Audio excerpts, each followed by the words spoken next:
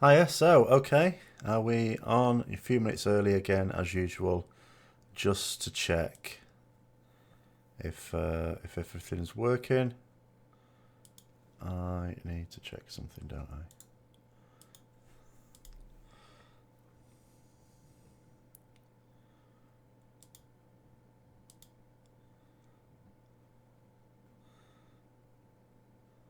I'm on the wrong thing. There we go. I'm just going to do a little test to check that what's working. Oh, good, that is working at least. So now it's just a case of seeing if anyone can actually hear before we go. Oh no, in a few minutes.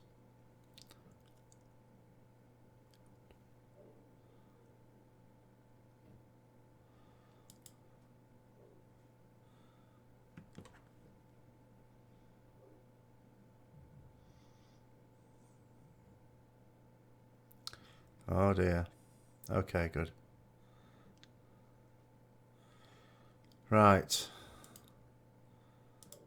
Something is always messing up on this thing, though. Never mind, it'll catch up in a moment. Oh, I was just having a look at Brandup's doing his progress there on Imonar at the moment. That seems to be the first major block. So you get to do 5 bosses relatively straightforwardly.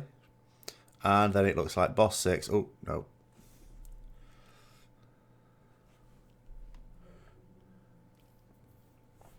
Well, it should be. Oh, hi, Slayer. Well, I'm doing both. Keep a little eye on it. I don't suppose I'll pick up any real tips, though. That's the problem. Hopefully enough other people will. But the race starts tomorrow. Actually, it doesn't even start tomorrow. It starts about Friday. Because today is the day when people try and get early world first before Method and Exorcists slowly start doing their splits. They'll be a bit chill about it, do their splits tomorrow, and then get into it on Thursday and into Friday. I don't know. I mean, you would think quicker, just because what caused a lot of problem in Team of Sargeras was really the supreme difficulty of Fallen Avatar, and especially the overtuned nature of Kill Jaden.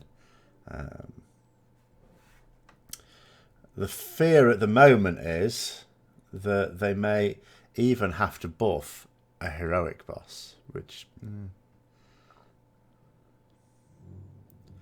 Well, this is the thing. They've changed it back in there again now. In fact, I'm going to start early because I want to start off with that, actually. Because I want to do something. So, you know, hello. Welcome to, not the Tuesday Talk, the Azeroth Review now. Change the name of it. It's going to be called the Azeroth Review now, but it's exactly the same thing every Tuesday. But, yes, first question. How does it feel to spend half a video laughing about Blizzard's treatment of Fury Warriors? I wasn't actually laughing about their treatment of Fury Warriors. I was laughing about the convoluted nature of the Convergence of Fates nerf, which they've since reverted. They've nerfed it in a different way. So what the... In fact, I've got it here. So what they did yesterday, they said, okay, Warriors, Fury Warriors specifically, Fury Warriors and Evening Guys, and Beastmaster Hunters, if you use Convergence of Fates, they didn't just nerf Convergence of Fates. If you use Convergence of Fates with your 4-set tier 20, the 4-set tier 20 will be nerfed. So using that trinket nerfed your set bonus, is how I understand it. Absolutely ludicrous. So I'm flicking through Twitter during a break at work today, during lunch, and I see it's been reverted. And, okay, so, you know, that's like... But why do that? Why announce that you're going to make this change, which was last minute as it was, and then the next day say you're not going to do it after all? I don't get that. I cannot wrap that around my head.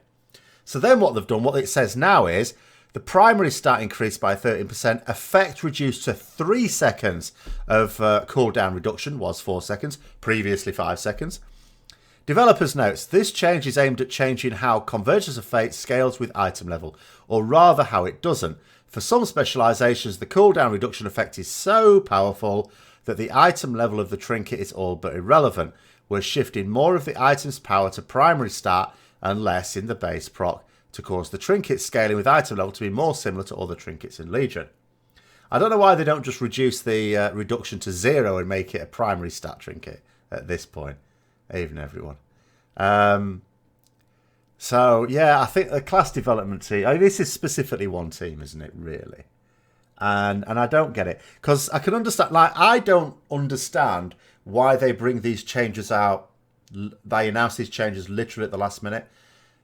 The only argument for it, as far as I can tell, is that they want to...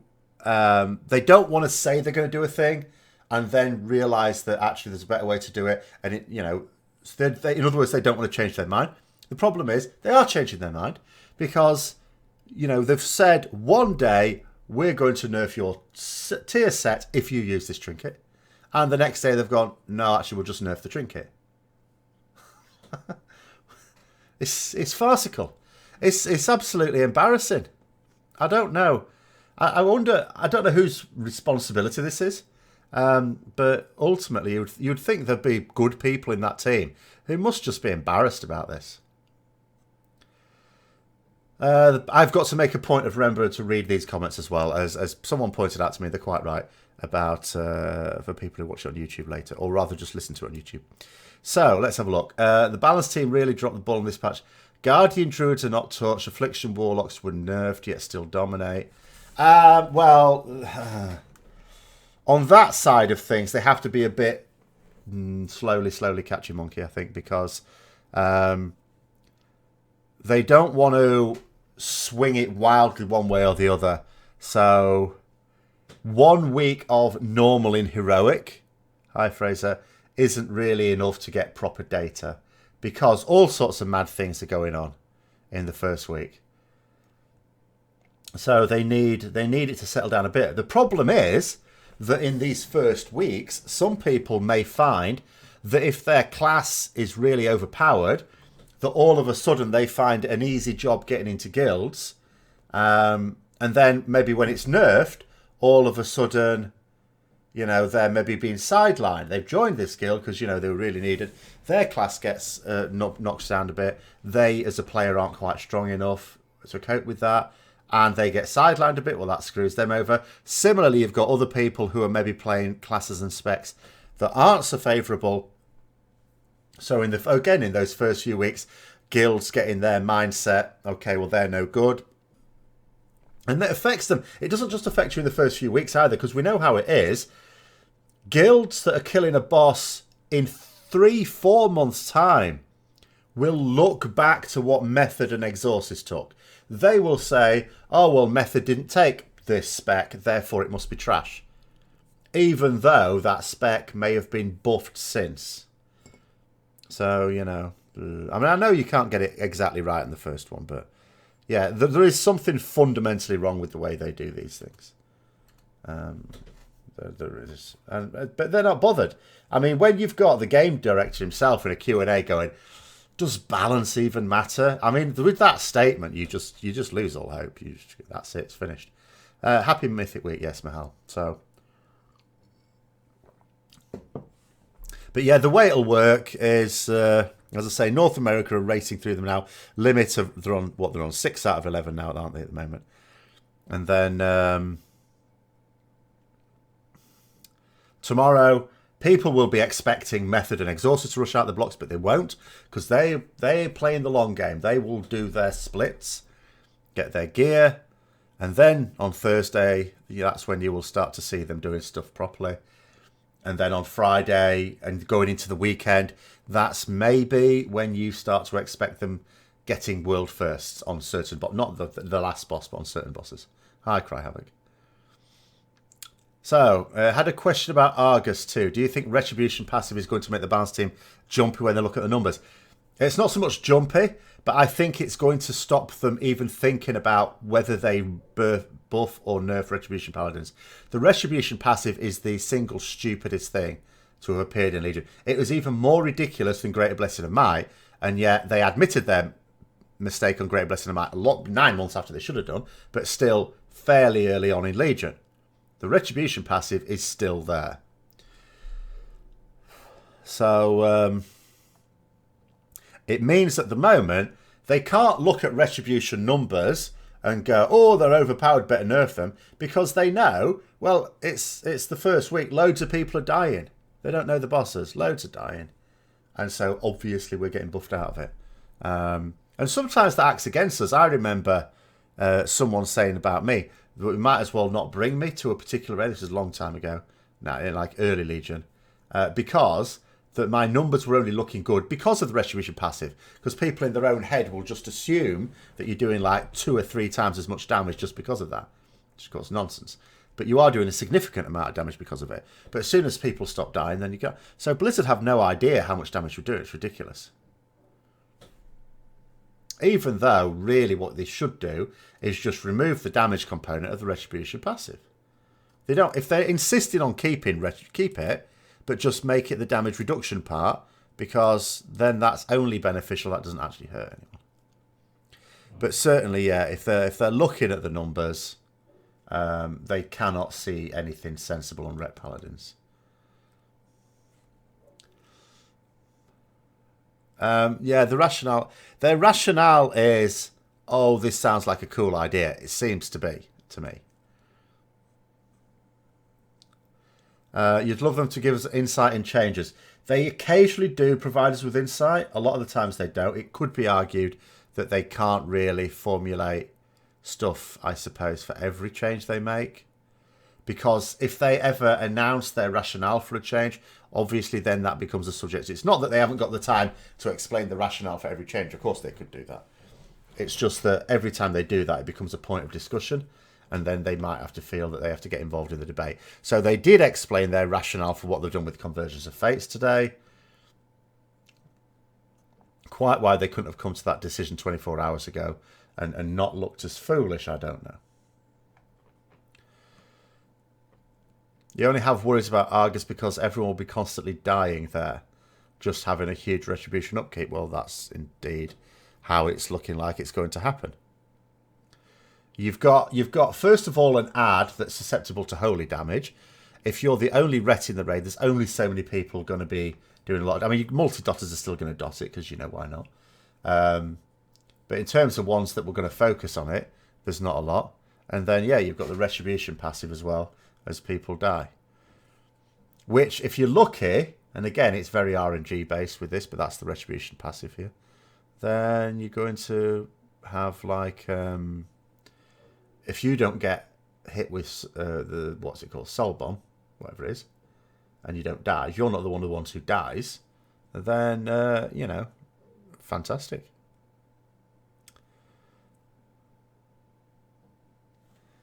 No, I haven't looked at all the changes. I noticed they've done some change.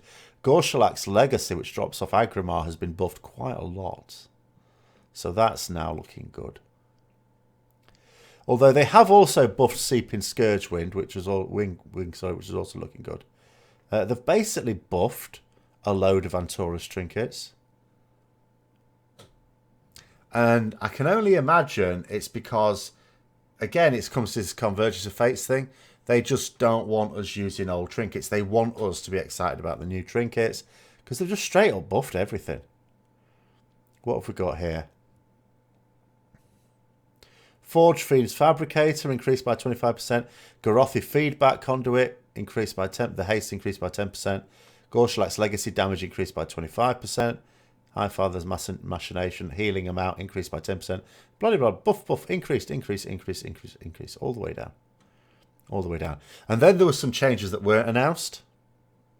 So Demon Hunter Havoc, Demon Hunter set bonuses have been changed. Seems to be buffs though. They are buffs, so you know, I don't think they're going to complain about that.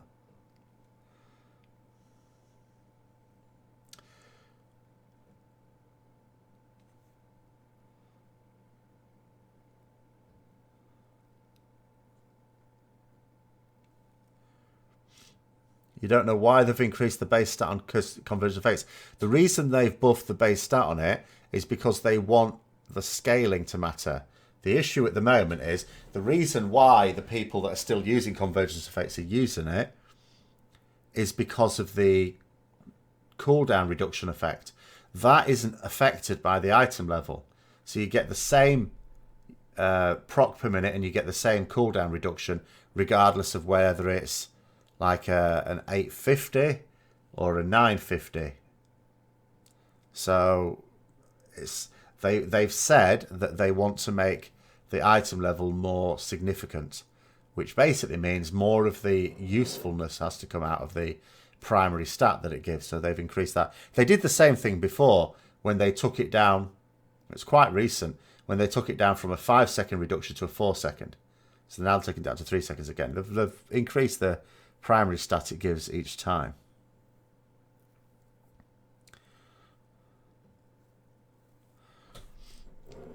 I think their hope is that by buffing the Antorus trinkets and nerfing Convergence of Fates effectively, that people will be less inclined to use the Convergence of Fates at any item level.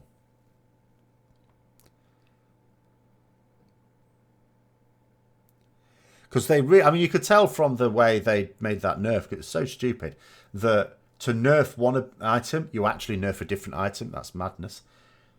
But what they were trying to do is make it so that they don't want to see Fury Warriors and Beastmaster Hunters using that trinket when they've got access to much better item level trinkets.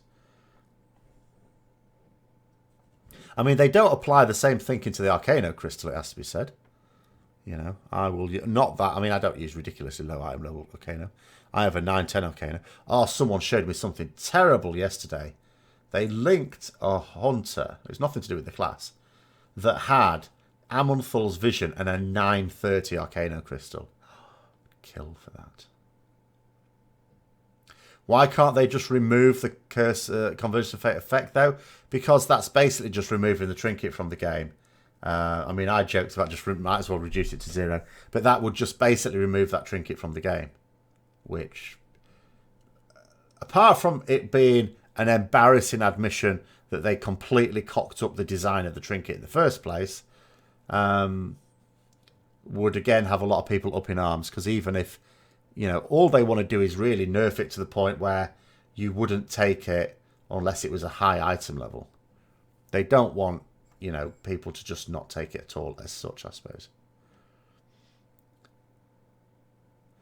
Yeah, if they don't want us to use old trinkets, why implement Titanforging? They implemented Titanforging as a way to get us to do more content. But they still want the latest content to be the shiny stuff that we want.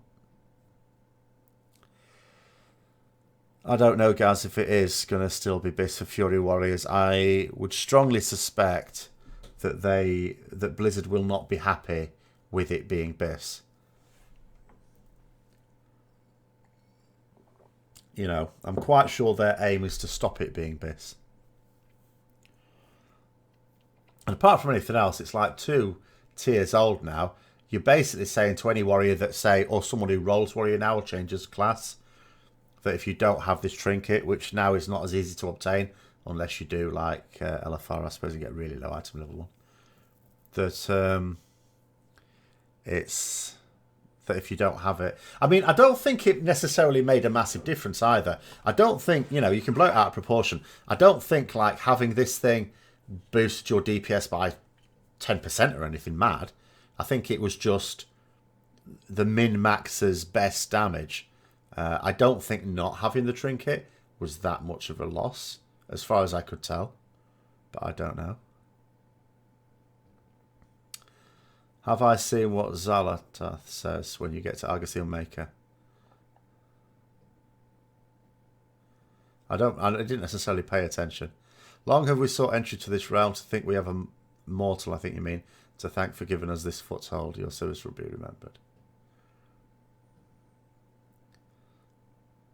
Oh, sorry. That's one of the artifact weapons. That's the Warlock artifact weapon. Okay, I think. So no, I wouldn't have heard that. I don't got a Warlock. Well, I have got a Warlock. I just don't use it. Hypocritical considering that Arcana Crystal dominates everyone. Warlock friend has an 880 that is seemingly better than 930 trinkets. Well, yeah, I mean, the thing they said about Arcana Crystals in the past was, obviously this is now laughable, but at the time, you know, you could sort of go, all right then. They took the view this was at a time where you could only basically get it from Withered Gym.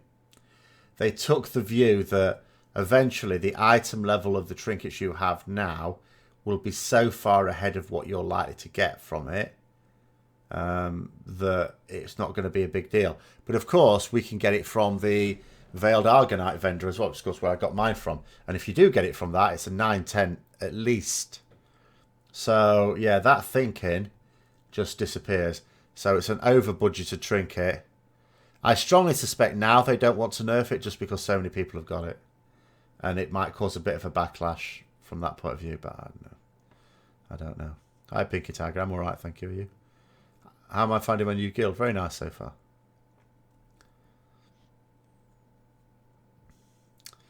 So in that same situation, re-roll from Warlock to Warrior, been farming for the trinket. Okay. I'm not sure. I don't know how much of a DPS boost it really is. Obviously, it's enough of a DPS boost to make it worthwhile farming it a bit. But I don't know that it'd be like the sky falling in without it. Oh, is it the Shadow Priest weapon? Okay. I thought it was the Warlock weapon that chattered to you. Yes, I saw. Well, they didn't reverse the COF nerf. They changed it. I was talking about it earlier. So they've done a different way instead. But yes, I mean, madness, absolute mad, that you announce a change last minute as it is. Because I wanted them to mention some changes a good week before they would take effect. Then we can provide feedback. That way, if there is something that they haven't thought about that someone else pipes up with, they can go, oh yeah, okay, fair enough. And then make changes before it has to all go live. This is farcical doing it this way. I wouldn't mind as much if the reason they left it to the last minute was to make sure they were absolutely getting it right. But when they immediately change their mind after announcing it, you sort of get the impression that's not what's happening.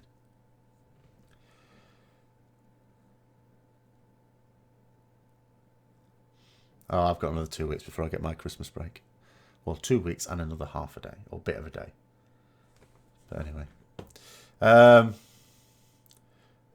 Well, no, no. The Convergence of Fates, I think even like senior warriors accept that it needed to be nerfed. You don't have a situation. You shouldn't have a situation where a trinket is a must-have. Unless it's intended to be overpowered, like the Path of the Titans trinkets. But even then, that's for like raiding. But although I suppose item level will just make it useful for everything. But you shouldn't have a trinket that is a must-have. Especially one that's 2 tiers old. So it needed dealing with. And maybe what they've done now is the way to deal with it. I don't know. But the way they did it yesterday was just ridiculous. Because it's like, we have a problem with this item, so we will nerf this other item instead.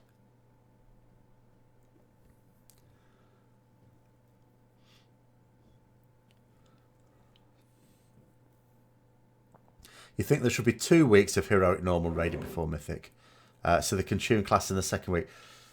I don't know. It might make it obviously a bit better. But, I mean, to be honest, there's few enough guilds going to be killing loads of bosses in the first week anyway. So, and there would be, I think people would find it strange if there were 2 full weeks of the normal heroic stuff to do. Because, you know, I mean, a lot of guilds would be killing those quite quickly. Plus, it would mean, in my particular case, having to do Tomb of Sargeras again. I got away with it yesterday. Not yesterday. Was it yesterday? No. Sunday. So we finished off normal Antorus, and then the guild said, well, okay, we'll use the rest of the night, fair enough, to do Tomb of Sargeras. Makes sense. But I was thinking, well, I don't need any bosses, really, unless it's Titanforging. And if anything did Titanforge, someone else would get it anyway. And I wasn't going to coin any of the bosses.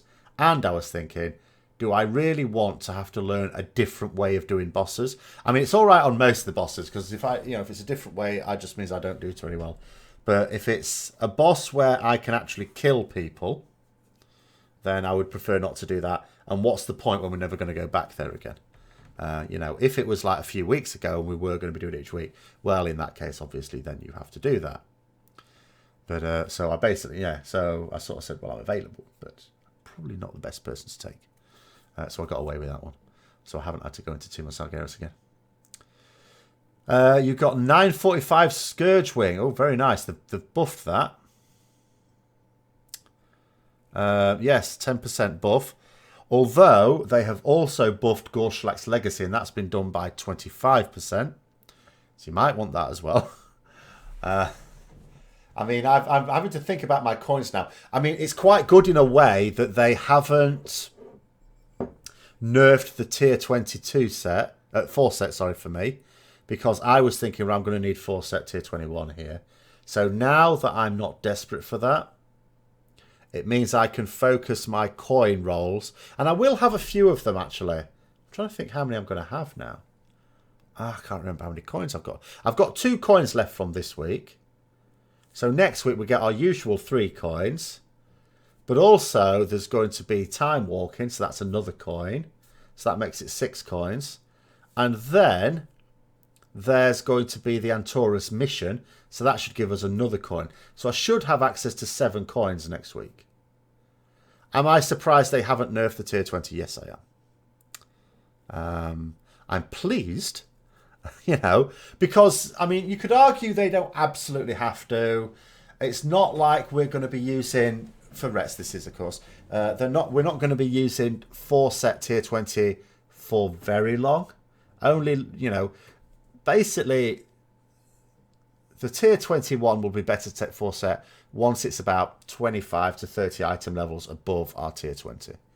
Which, you know, is realistic. Because that's the 30 item levels is the difference between, you know, normal to normal, heroic to heroic, mythic to mythic, for example. So, should be fine. Should be okay. Do I reckon Antorus will be done much faster compared to Tomb? I mean, you can't judge it by the speed at which they run through early bosses, because you've got to bear in mind, it seemed a bit slower last time because the first one to get stuck on was Mistress Assassine. The first one to get stuck on this time round, in a serious way, I don't know, because we don't know yet, because no one has got completely stuck. Imanar has obviously proven to be a step up from the first 5, but as you say, Limit have got this Imanar now. So we don't know where it is, but it could just be the trickiest bosses in that are much later on, like the last 3 bosses say. So you can't really tell unless you try it. The other thing is, you know, I mean, I think it will be quicker just because Tomb of Sargeras should have been quicker if they'd have tuned Kill Jaden correctly. I also think Fallen Avatar was a bit of a piss take to begin with. Obviously, the very top guilds can manage it. So in terms of the world first race, I don't know whether you would say that was a serious, like an overtuned roadblock. But Kill Jaden certainly was. So, you know. So from that point of view, yes. I hope it's not done in a week. You know, it needs to go to the second week, really. But, yeah, the way it'll pan out, the way I see it panning out is like it often does. Today, the North American guilds are just going to go through what the very top, you know, like Method Exorcist will consider the easy bosses. Tomorrow, Europe starts, but Method and Exorcist won't feature because they'll be doing their split runs because they're playing the long game.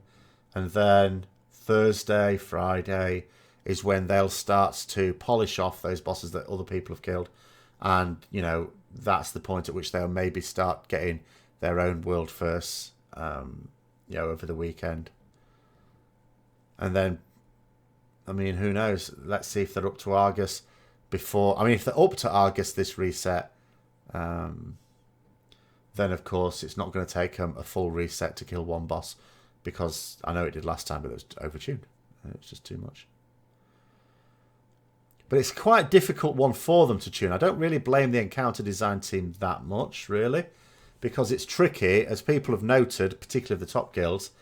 When this is unlike any previous expansion.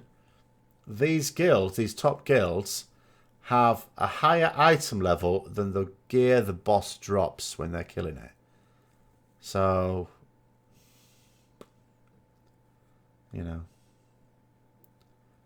It's a bit mad. Hi, Giasso. What's my view on class stacking in Antorus? Do I see any specific classes that will be brought over others, like rogues in Tomb? It might be multi-dot as well. No, the nerf... Affliction Warlocks didn't... Although it was a nerf, and it was a clear nerf because they nerfed 4 things about them, they're still going to be very powerful. So, yeah, if you've got a stock of effective Affliction Warlocks, you are still going to want to take those.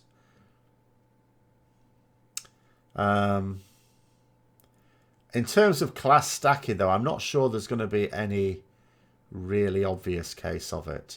Not in the same way as like rogues in Tomb. But I don't know. I mean, I could be wrong. You hope the Titanforging is gone for good in BF8. We know it's not. They've said it's not. They've said they're going to change it a bit, but Titanforging is here at least for the next expansion. So, and change it a bit doesn't necessarily mean make it good.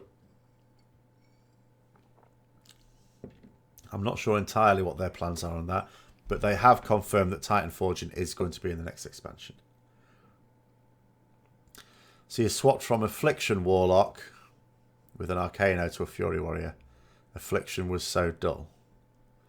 I don't know, can a multi-dot class be dull? I know obviously Affliction was really good for single target. I can see in single target that it can be a bit.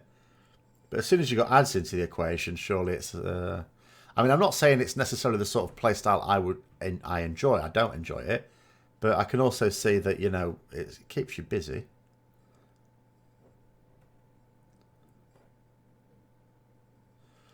Ian did indeed say that Titanforging occurred too often, yes. So, but that's the you know, that's going to actually make it worse from a lot of people's point of view. When you reduce the proc chance of Titanforging, that means that when people do get lucky with Titanforging, they're part of a much smaller, luckier group of people.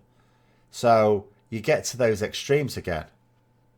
The RNG that benefits by a long way a small number of people is the worst sort of RNG. It's the RNG that most people complain about. So you have a situation, let's say, take my spec for example, but it's not the only one, where you benefit a lot from weapon item level.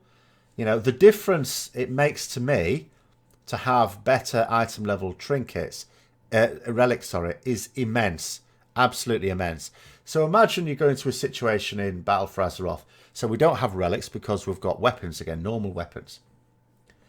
So someone who plays my particular spec gets a high item level Titanforged weapon.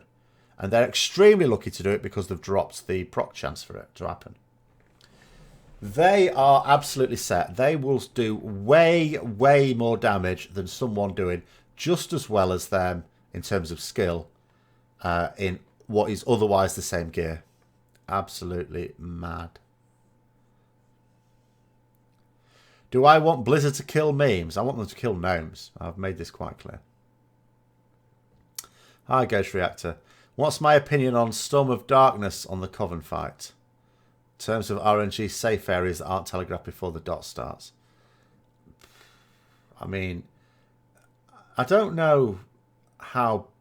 I don't think it's necessarily a massive deal.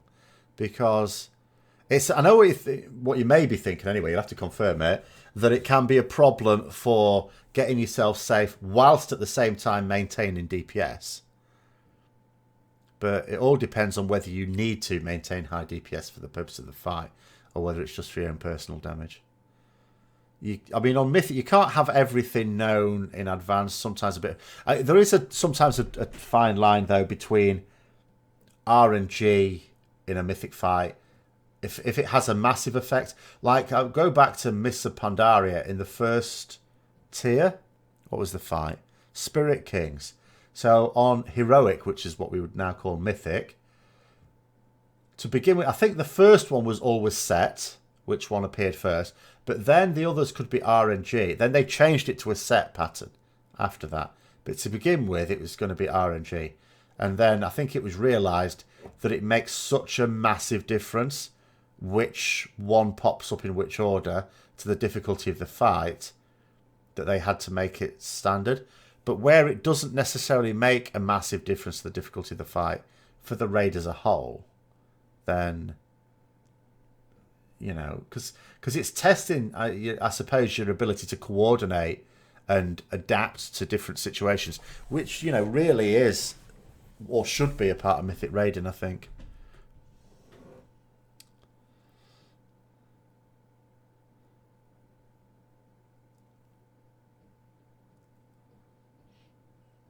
Will I be doing Antorus LFR on Saturday?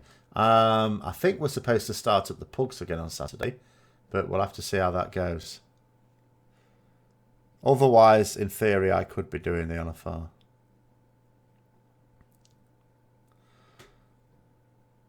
So how do I think they will transition the lore of an ability called Wake of Ashes into a normal class ability? Well, not an artifact ability.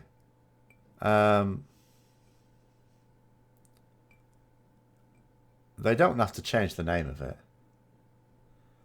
Because it depends how we get rid of our artifact weapons. We still don't know for certain exactly how we get rid of them.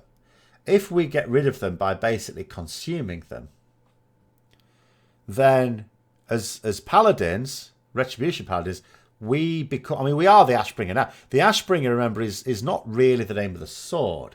It's the name of the wielder of the sword. Is what it's supposed to be. The name of the sword is named after the first wielder of it, who was known as the Ashbringer. So, you know, if we consume it, we literally become the Ashbringer again, and then I see it as being fine. I just hope it's a baseline ability and not a talent like they did for that BlizzCon thing. If I could reset Legion and start all over with the knowledge you have right now, which class would you play? There is no other class I will play. That's the thing. There is no other class I will play for very long. That's why this expansion I have had 3 different classes for split runs, because I can't even decide what I want as my main alt. So if I couldn't play a paladin, I wouldn't play this game seriously. I'd probably play casually, because I can't. Like, I sometimes wish I could.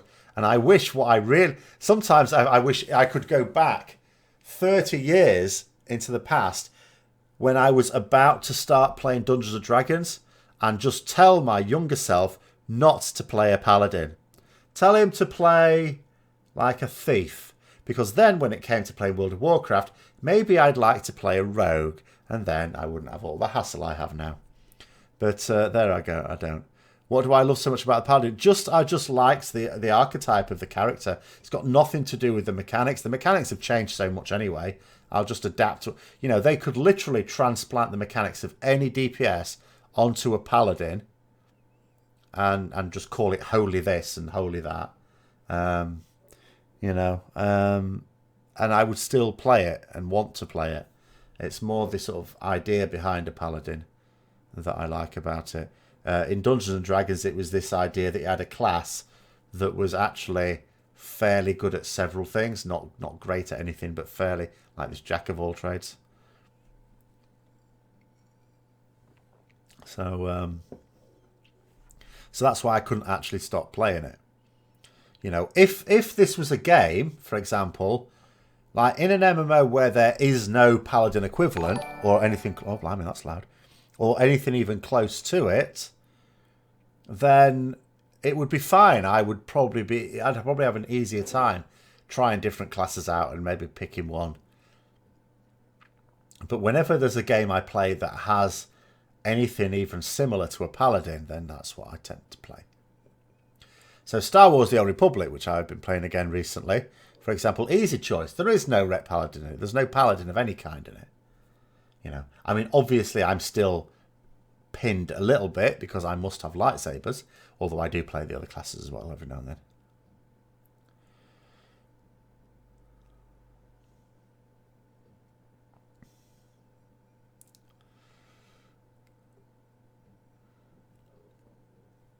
I can purge the heretic. Yes, we call them gnomes in World of Warcraft. I purge them often. Gordon Bennett. I need to turn this down somehow. Yeah, well, the archetypes, yes. I mean, I sort of agree. Obviously, the playstyle is not necessarily boring, but the archetypes, I think, are for a lot of the other classes. I'm not necessarily saying all. You could say there's something to be said, for example, for monks. And demon hunters have got the tortured past type thing going on. So maybe that, you know, they're sort of okay as well.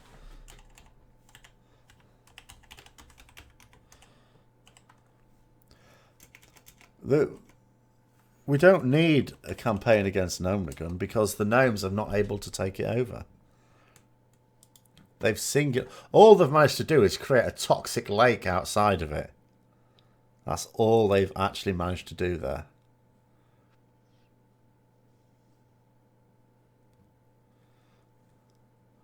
Right, so let's have a look. What am I doing?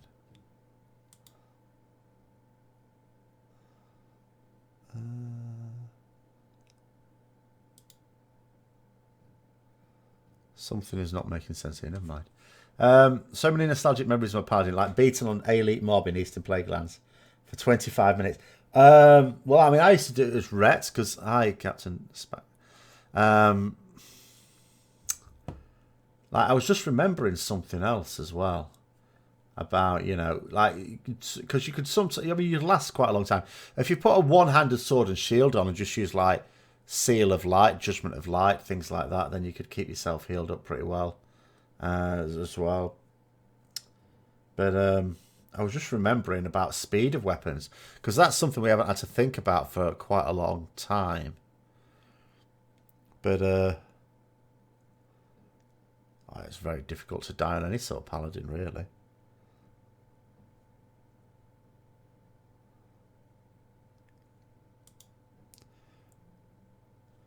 But the oh, so this TBC, yeah. But no, I mean, did I?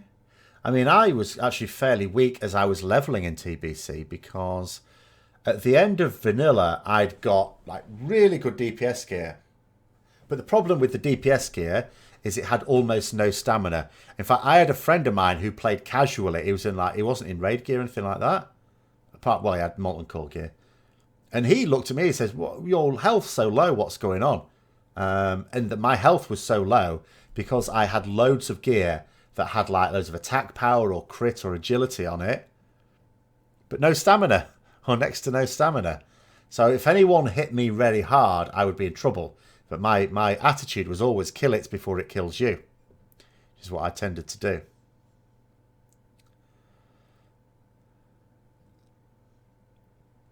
Oh yes, Altraz, I'd certainly agree with that. If you've been playing the game for a long time, so you said there, you can only be loyal to the archetype, because in 13 years the playstyle has changed so much that they're not even the same class anymore. This is absolutely correct, of course. Yeah. If you've stuck to the same class throughout all the time, indeed, yeah. So you've got a lore question. Since Blizzard is bringing back most of the 7 human kingdoms and introducing them in a relevant fashion, do you think we'll see some of Gilneas next expansion? Are they bringing back most? Have I missed something?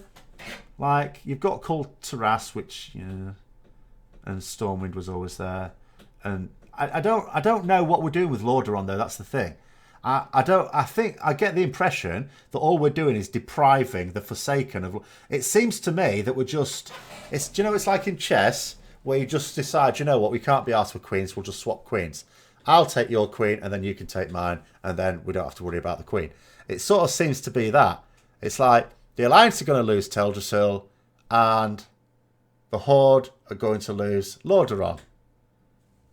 But I don't think the Alliance are going to get Lordaeron unless we want a quarry, because I think it's just going to be a pile of rubble. But I don't know. I don't know for certain.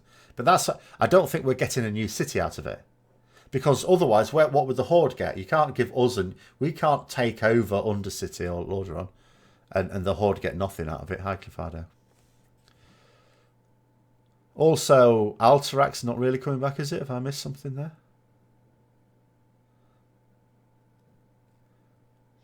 But in terms of seeing more of Gilneas, anything, I mean, that's of course a possibility for the future, assuming they don't kill Greymane. then that's always going to be a possibility that they do something with Gilneas. I'm not sure at the moment that would be in their plan, but it could be. Who knows? You almost wish there was no way to measure DPS in WoW. The thing is, I think it would struggle to have much of a serious raiding community if it weren't possible to measure performance, because there's an appeal to that. I know a lot of people abuse the tools that we have to do this, but there are also people who use them sensibly that would not really want to be playing a game where it is much more difficult, if not impossible, to do it. I mean, there are other MMOs where they make it deliberately tricky to do. I think I'm right in saying this, unless something's changed.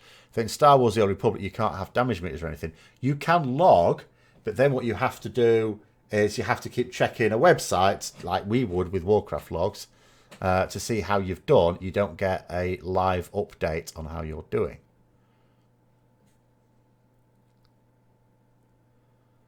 And even if we didn't have damage meters, it wouldn't necessarily stop people think they were doing well by continuing to hit the boss. They would just imagine that they were top of the meters, I suspect. I mean, that's just an opinion, obviously.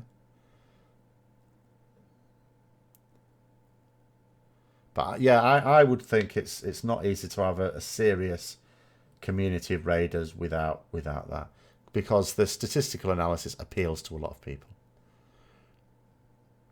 So people are fixated with DPS because in the end that's what matters. The raid DPS is what matters, but sometimes you doing less personal DPS helps the raid DPS, and sometimes you doing more personal DPS hinders the raid DPS. That's the problem.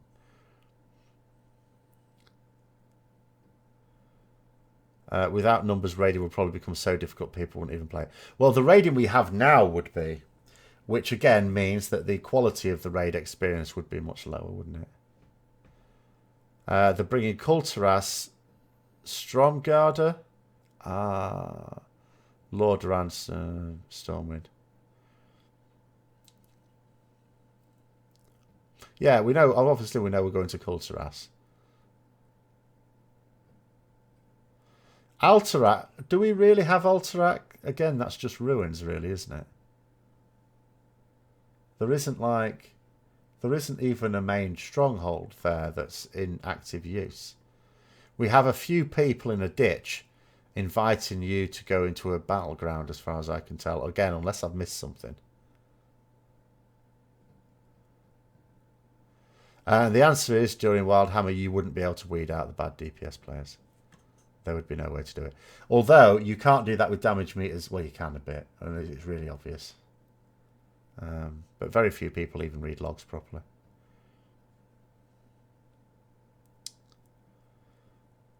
Used to be a live log reader. Yeah, but I mean, again, I don't know the details. Because if there's a log reader, then in theory you can have a live log reader, but you can't have it in game, though, surely, can you? So the best you could hope, as I understand it, and I may understand wrong, is that you would have to have it on a separate screen. And again, it's not got the... It surely can't have the same effect as a damage meter that's updating all the time. But the thing is, guys, the fact that there are people who focus entirely on their DPS is something that Blizzard actively exploit to make fights difficult. Sometimes a fight is only difficult because people don't do the mechanics. Well, that's down to the raid leadership team to either get those players to do the mechanics properly or accept that you're going to make very poor progress. And that's not anything. That's not. In fact, as I say, Blizzard can use that. They can make a fight difficult just by doing that. And I think they do it quite successfully on a number of fights. By putting things in the fight to distract the people who want to get good passes. Knowing full well that it means that they're going to do the fight badly.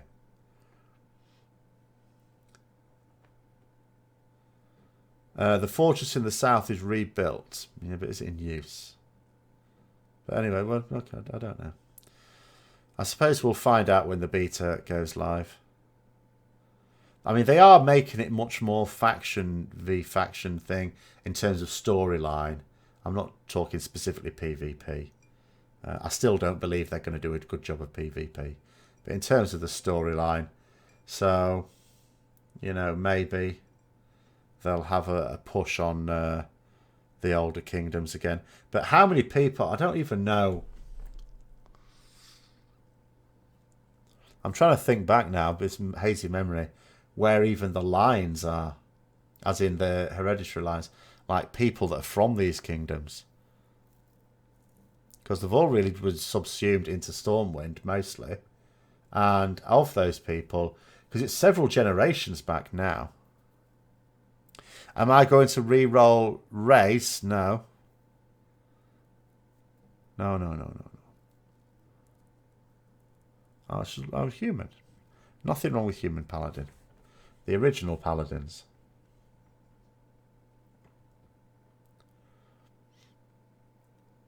People keep asking that. I've been human right from the start. In fact, it's the same human character I've had right from the start. So it will remain. In fact, to begin with, it was exactly the same one as well. Because until they updated the human characters, I refused even to go to the barbers because I wanted my character exactly as it was. Even though when I created my character, I did it very quickly and really didn't pay attention at all. Because it looked like someone had beaten it in the face with a door. But I was just so hyped to get into the game and start playing it. Because I'd actually technically played a little bit on a different character. I created a different character because a friend who had got me into it, I didn't know which realm he was on. So while I was waiting for him to basically get back and tell me from work what he was on, I just created a paladin and was mucking about. So then he said, oh, we were on Azul Nerobo. I went, oh, okay, I'll create a character there. And I just wanted to go through quickly, make it up and get in there. And I chose very poorly. But of course, once they updated the models, then I couldn't possibly have kept it looking the same. So then I was free to just change it around a bit and make it look a bit more sensible.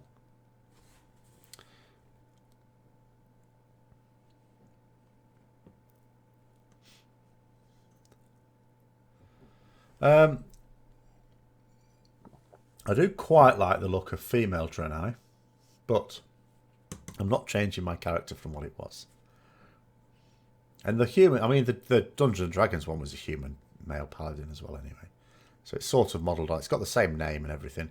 It's basically modelled on that. So it's sort of set. I was once almost tempted. But then, obviously I've had to change it to a blood elf in the past, but I'd had no real choice of that when I went to the Horde. So I couldn't really help that at all.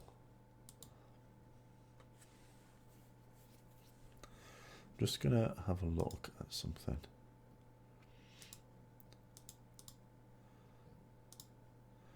Where am I going to see? No one's killed the 7th one yet, have they?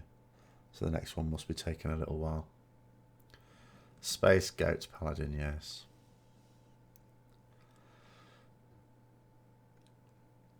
I mean, people are still wanting Blizzard to say that for the Horde purposes that there'll be Zandalari Paladins, but I don't see it. But, I mean, I don't know. Who knows?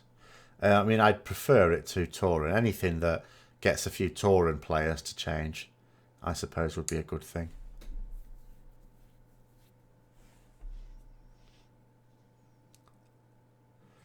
I don't really know what the origins of the Draenei are in terms of conceptual art. So I couldn't really comment. I certainly think the roots that the game has in Tolkien-inspired fantasy has not helped it. I think it particularly hasn't helped it in America. I think, you know, it's one of the things that I think caused, because I can't, when the film came out, the Warcraft movie, I was racking my brains trying to work out why America you know, the land where the game comes from, was so hostile to the movie. Whereas in Europe it did all right. It was not, you know, the blockbuster of the year, but it did okay. And in Asia, of course, did fairly well. In fact, well, very well in China, but the odds were stacked in its favour there.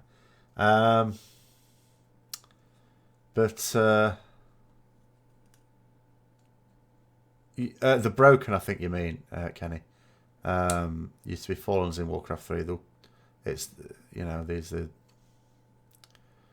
it wasn't a bad movie at all. Now, there's another reason, because, you know, if it was a bad movie, it would be considered a bad movie everywhere. And it wasn't considered. It was only in America, or North America specifically. Canada may have been involved as well. And all I could get from reading reviews, the common theme seemed to be that people who... It was not people who played World of Warcraft or anything like that. It was, or even fantasy in general. It was the general movie-going public that had loved Lord of the Rings and were seeing it as a rip-off of Lord of the Rings because, you know, orcs. And everyone knows orcs is a Tolkien creation.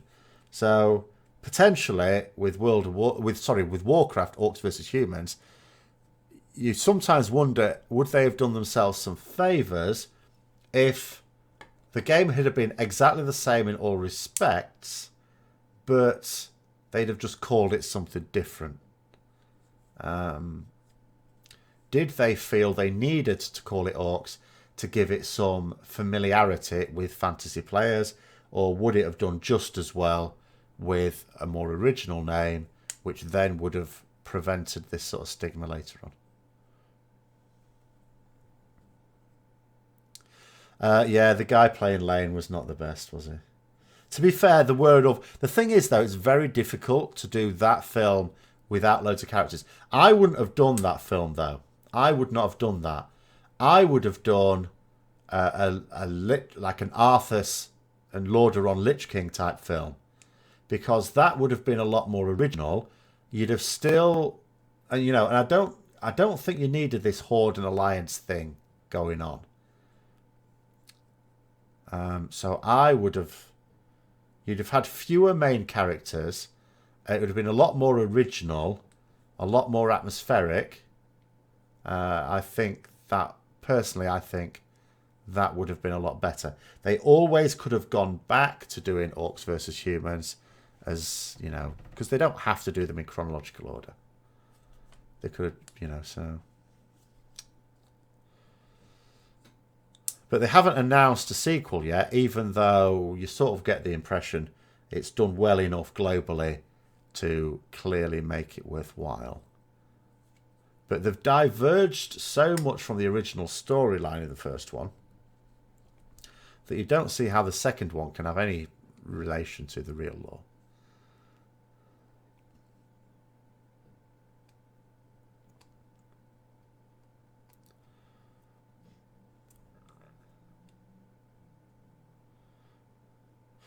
No, I think if you make a WoW movie, Lenores, and you say it needs to be made like Tolkien movies.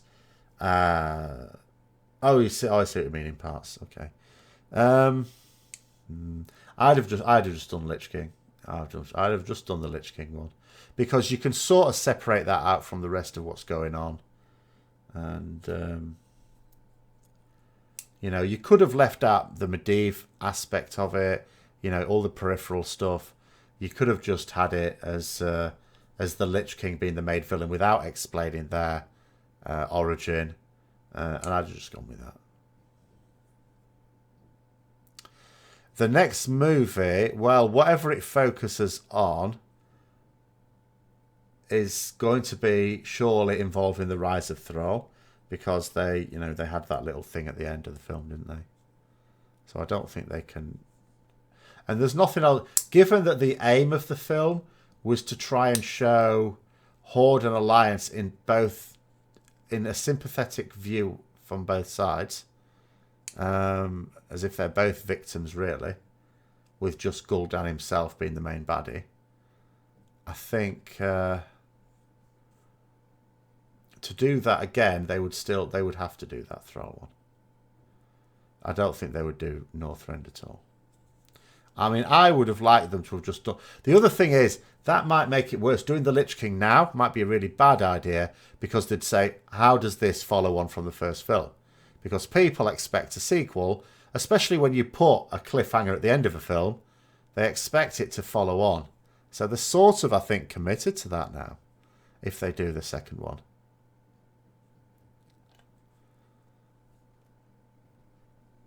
So I just think they made a mistake doing the Orcs versus Humans. Going back to the beginning. Because the problem is, they're going back to the beginning, so they're going back to the first game, so to speak. The first game had next to no storyline to it, but because in that vacuum of a storyline, there's been so much written. You know, loads of novels and stuff like that have been written, which means that the actual storyline of the first game as we know it now is vast. Loads of characters in it and taking place over a long period of time. Hopefully, since the second movie is set up to the story of Thrall, they will show events all the way to him settling in Durotar and starting the modern horde. Maybe not all the way to Durotar, but certainly to be him becoming war chief, I would feel. I don't think they could get away in one film of getting him to settle. I think they could have him, because they'd have to have him growing up and then escaping Durnhold and then freeing his people, getting a band to follow him, free his people, and becoming war chief, and then meeting up with Orgrim, who gives him the Doomhammer for whatever reason. All that's got to happen, and that's just from the Orc side of things. You also have to have a Lothar against Gul'dan type thing going on, where Stormwind has to be attacked and gone over, and Lothar and crew escape to Lordaeron. All that sort of stuff has to go on. All very messy. So I really don't see that you can possibly, in what they seem to want to keep down to a 2-hour film, or even less, get Kalimdor into it. The Hobbit was 3 films, which was way too much. Oh yeah, absolutely, Kenny. That's because it was a money-making scheme. The Hobbit book, there was some stuff in the Hobbit film, of course, which was from Unfinished Tales, fine. But there was plenty that was just made up. They just made it up. So yeah, it was there to make money at the end of the day. That's it. It's all right to watch. I had no big deal with it. It was okay. But it was there just to make money. Lord of the Rings was 3 books. Well, it was 3 published books. It was always very weird, though. Tolkien's a very weird author. Because technically it's 6 books, but it was published in 3 parts. But each part has 2 books in it. Because they don't do what films do, which is intercut scenes going on at the same time. They had one book that was one thing and one book for the other. So in particular, in The Two Towers and Return of the King, there was one of the books was concerning Aragorn and co, and the other part, the Hobbit, or the Frodo and Sam.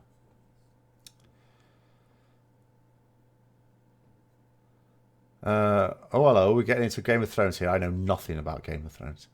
When Jon Snow says there must always be a Night King to control the Scourge. Oh no. I don't know if that a Game of Thrones reference I won't get at all.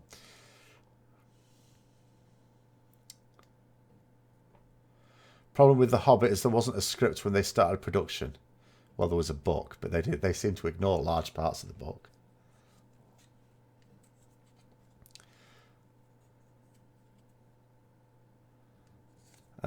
Run the risk of rushing and just pumping the movie with too many things, end up being like the first movie.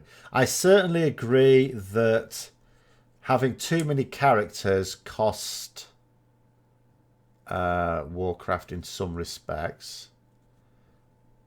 It was the same. Coming to The Hobbit, that's a parallel you can draw with The Hobbit. One complaint that people have about The Hobbit is no one can really name the dwarves in it. It's your company of 13. It's like people sort of know Balin because he was very prominent, and obviously Thorin. Maybe Killian Philly had enough of a part as well. Bomber was just the comic relief. But, you know, Glowin was hardly ever in, and he was a significant character being the father of Gimli. And Dwalin should have been a fairly significant character, but was, again, didn't have many lines in it. You know.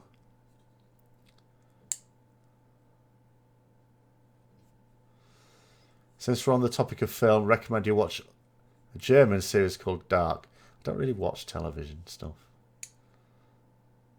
The thing is, if I watch stuff, and I sometimes do watch DVDs, I have to be doing something at the same time, so I'm only sort of half watching it. I can't really I used to, but I can't really these days just watch stuff and do nothing. Can have the same with Arthas. You have first film focus on Jaina, Uther, and Arthas and their relationship. Yeah, but what would be the... It's a film. It would need to be an action film.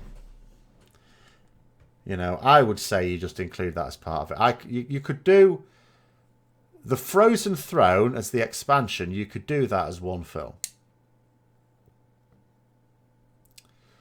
But they can't now. Because whatever they do now has to follow on.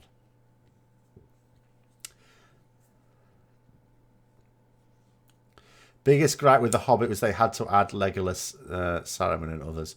Yeah, not in the book. Well, Saruman was at least mentioned, and also the scenes with Saruman sort of took place. It's just they didn't take place in the Hobbit book, but they sort of took place at round about the same time. Legolas, of course, had no business featuring at all. Indeed. And yeah, the female elf was not even in the book, so that was, again, a load of nonsense.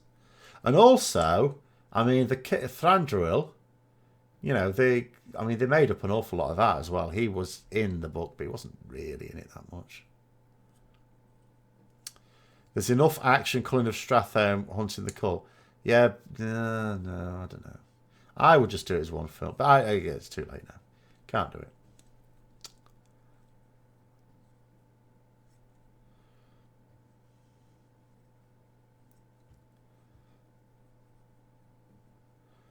Legolas should be a cameo. They shouldn't put him in at all. No business being in. Hi, Ishva.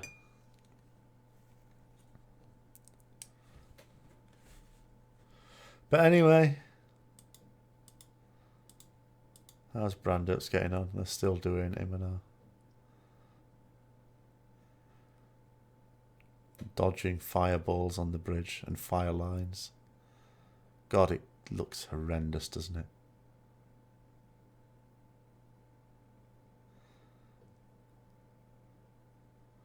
And you're not allowed to go through the bars either.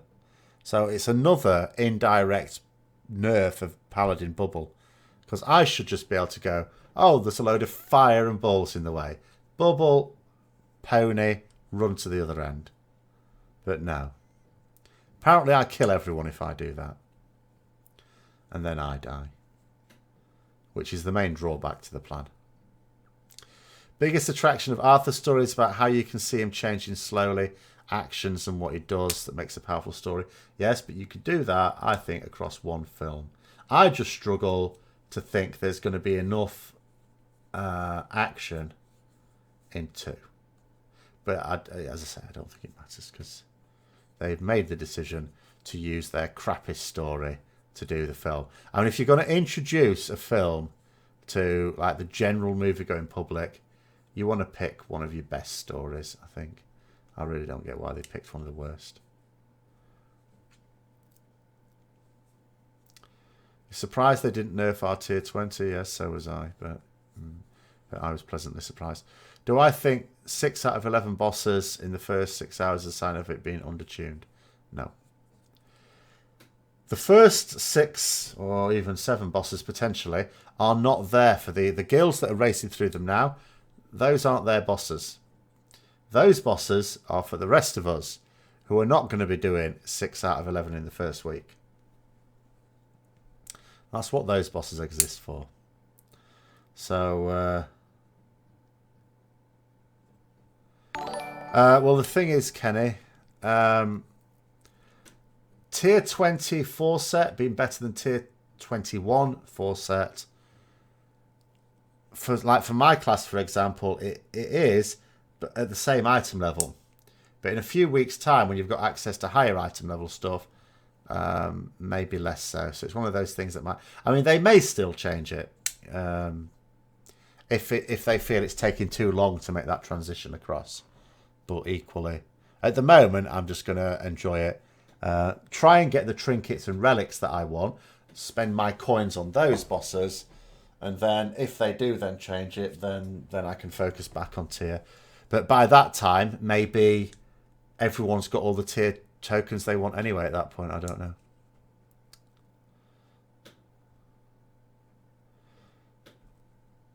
In your opinion, Tolkien's fantasy structure was quite odd. Literally placed a giant eagle race above elves with eternal life. And wizards are their own race. Well, wizards aren't really a race at all. They're just physical forms of like spirits that were sent to sort people out. Balanced team is smoking a lot. What is the use for a bubble if it's useless half the time? Well, quite. I mean, you could argue in this particular case, at least the bubble does protect you from the damage. It's just you end up killing everyone, which is the problem. Bubble is a relic from vanilla WoW, should have been removed from the game long ago. So we could get compensated with actual utility. Well, if they don't want us having it, certainly I would agree with that. Yeah, I don't need an immunity. It's nice. I quite like having immunities in Mythic Plus dungeons now and then. Sometimes I quite like having 2. For example, I took 2 in that Halls of Valor on Bursting, Quaking and Fortified. We had it in our heads to do a Halls of Valor 18 with those affixes. And then, ironically, the thing that scuppered us was a boss. When none of those things have any effect. How mad is that? But, yes. I'd actually taken off as well my double cheat death, which was a mistake in the end. You have 3 Torment relics and 3 Wings relics. Do you think you should use the new Lego? I would sim the new Legendary Ring. The new Legendary Ring doesn't seem great. I think it's like almost like you have to have... Because again, the Wings relics don't make any difference to the new Legendary Ring. The new Legendary Ring only buffs the Light and Shadow traits. But it's almost like you must have all of those as bis to get any use out of it at all. Hurge is annoying in Mythic Plus. I think we just about got away with it. If it had been on Tyrannical, it would have been nastier. Although I'd have had Wings up again, so I don't know. Maybe.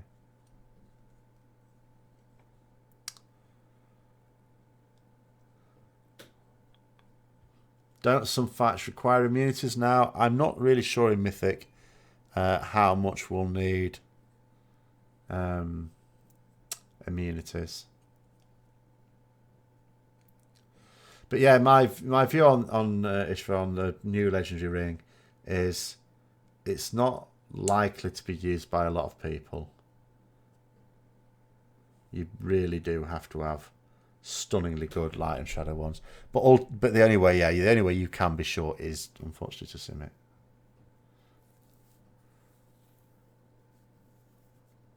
And even then, I wouldn't take it if it's only a little bit better. Unless I can't remember what even the stats it's got on it.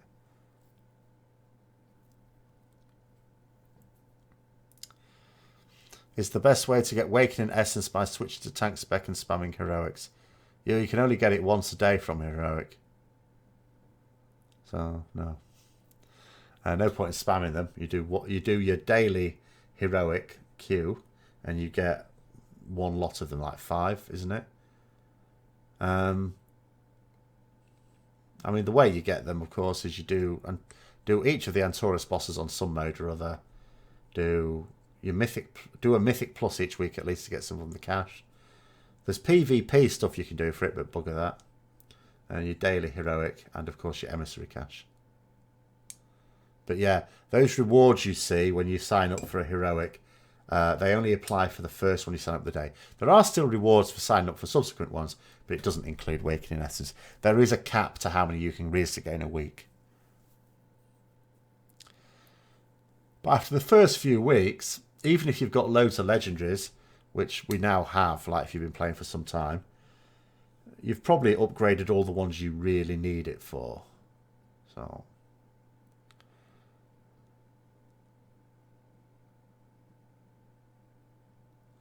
Crit, haste, mastery stats on it,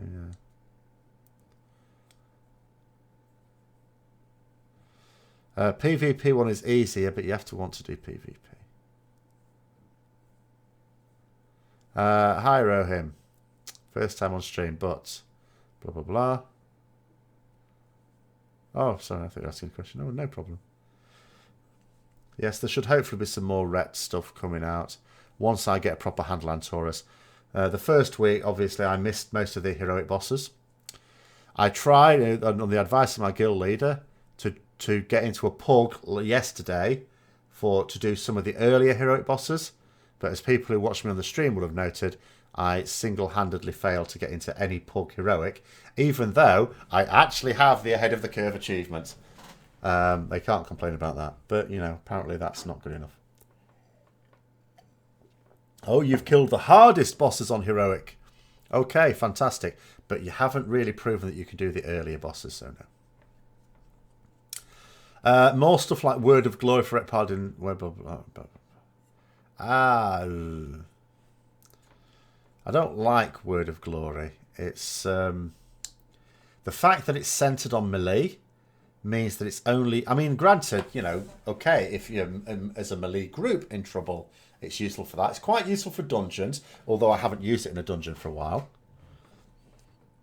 But I don't like the fact that it has a significant resource cost and a large cooldown. It can have one of those things for me, not both.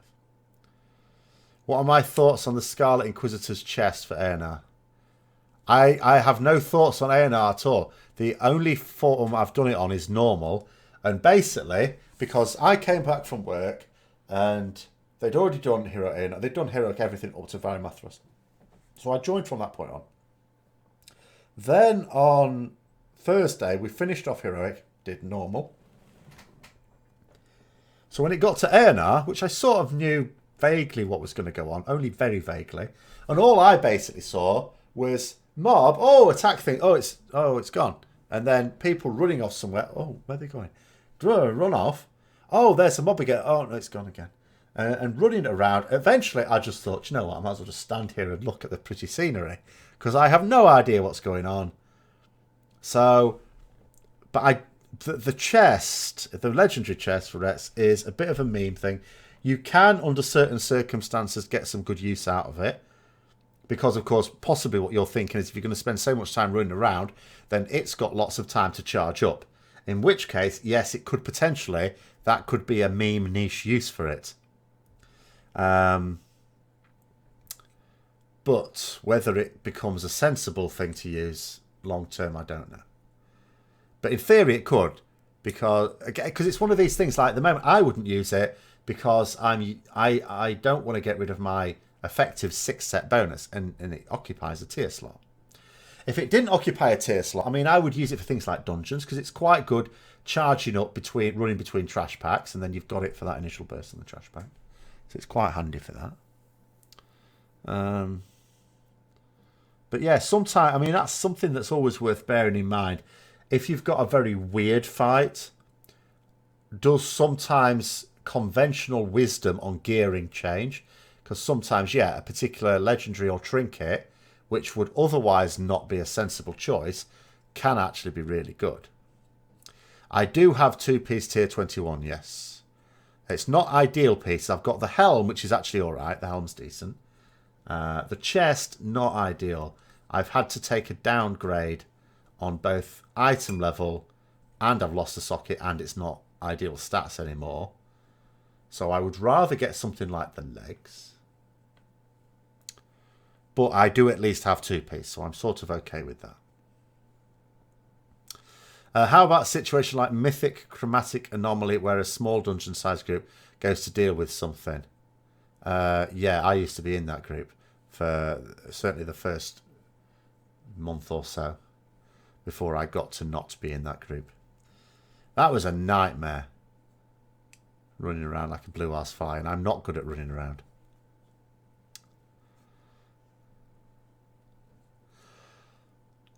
How much should haste be so judgment will be up all the time, or should that not happen? You don't need that to happen. There's no need for it, because with your judgment, when it falls off, you need a global cooldown just to reapply it anyway. And also, if you've spent just before it ran out, then you're also... Judgment debuff does nothing for you while you're building up your holy power anyway. It only does anything when you're spending holy power. And you're not spending holy power all the time. So just make sure the things that, you know, involve not spending are done in that probably 1.5 seconds of downtime. You know, half of that 1.5 seconds is going to be you applying judgment, and the other half can be you using a builder. So, you know, with as little as 25 to 30% haste, you can have effectively 100% uptime, even if it's not actually 100%. So there we go. So that's that one. Hang on. Oh, sorry, I'm looking at the wrong one. I was looking at some comments here thinking, hang on a minute, they're not there. But I'm looking at someone else's stream. That probably explains that. Don't know what I'm doing. Trying to keep an eye if there's any more news coming up.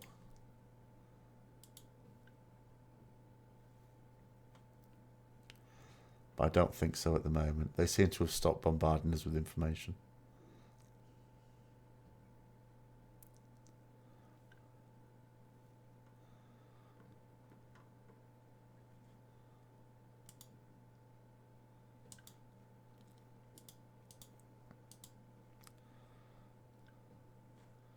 Ah, there we go.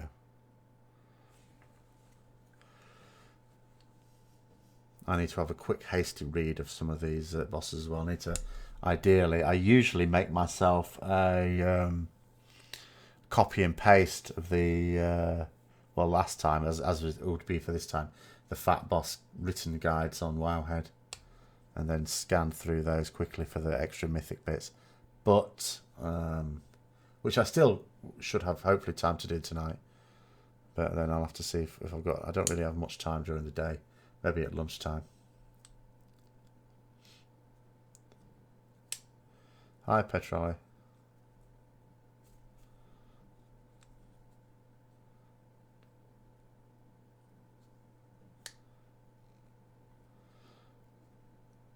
I mean, I use 4-piece tier 20 and 2-piece tier 21. Because that is actually very useful. I mean, it's not, with the pieces I've got, necessarily a massive upgrade on not using that, but it's a big enough upgrade.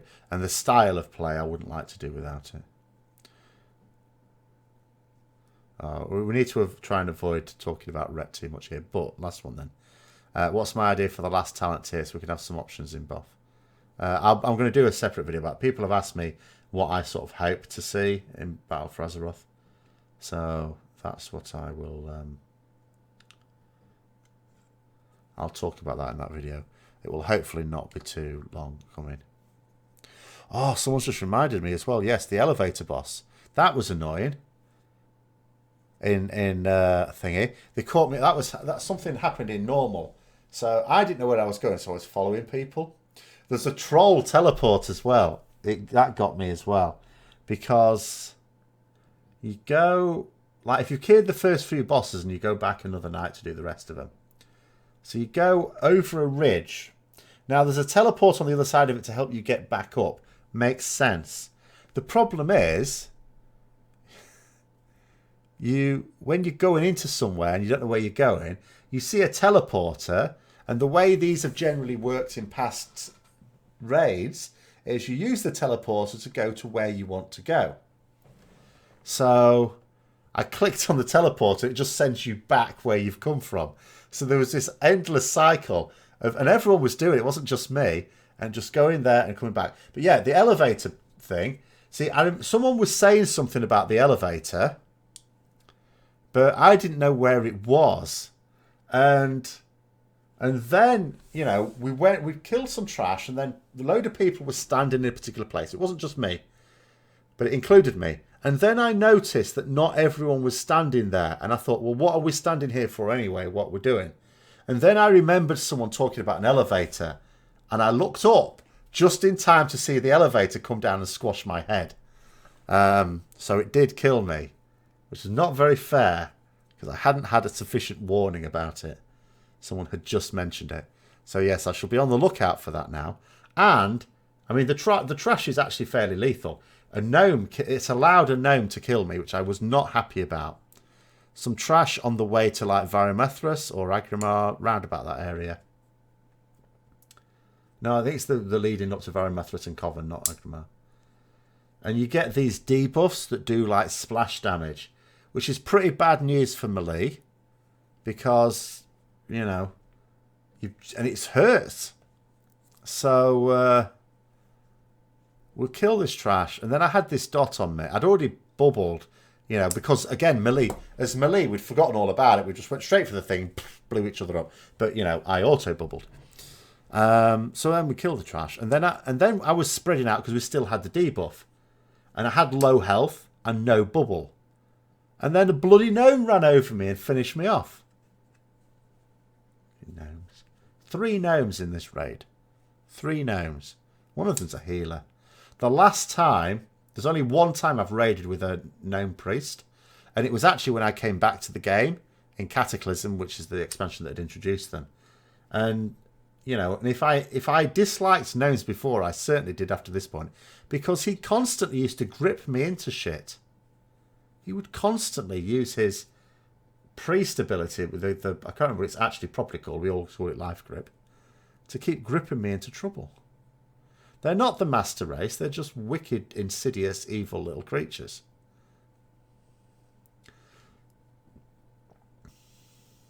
Why play a fantasy game just to play a human?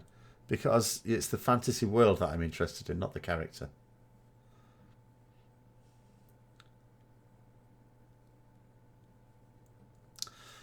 Well, we've not actually wiped on the guy with the fire debuff that spreads. I suspect we would on Mythic. But, you know, a lot of people have died. Put it that way. A lot of people have died. But, I mean, that's the way of it. Trash is there to sort of forewarn you about a few abilities that are coming up. And that is one of the abilities on one of the bosses, of course. Thankfully, the spreading doesn't have to be that much.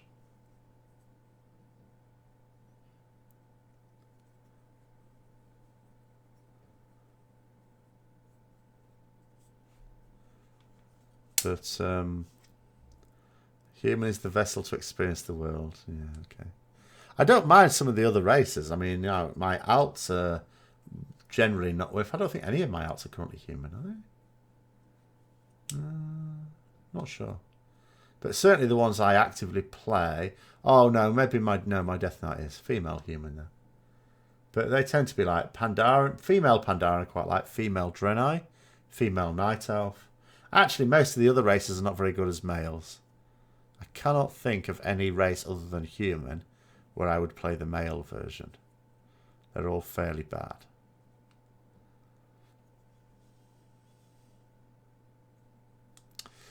Why do I think Argus was so undertuned? When people are saying Argus, oh no, hold on, you mean the actual boss. That's a distinction between the boss and the planet. Was so undertuned on normal and heroic, since they're buffing him a fair bit now that he's been released. I don't know is the honest answer. I really don't know. I think part of it was a bug. I think Argus was initially just so easy because there was an ability that just wasn't working properly. Troll male, I wasn't talking about Horde. Oh, for Horde ones, there are some that are alright as male. I was specifically talking about Alliance. I'm not even thinking about Horde ones. Don't have to play Horde now. Do I all think I'll do more or faster progression on Mythic? Who knows? I hope so. That's the plan. As long as it's done in a reasonable amount of time. what would be quite nice if it's done in like... Obviously, Christmas is going to get in the way.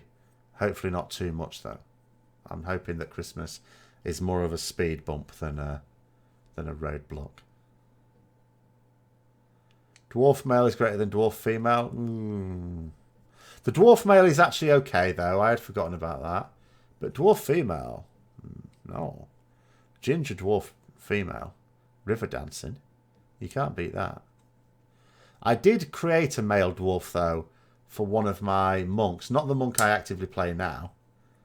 But because I thought to myself, the first monk I created, which is the one I actively use now, is a Pandaren.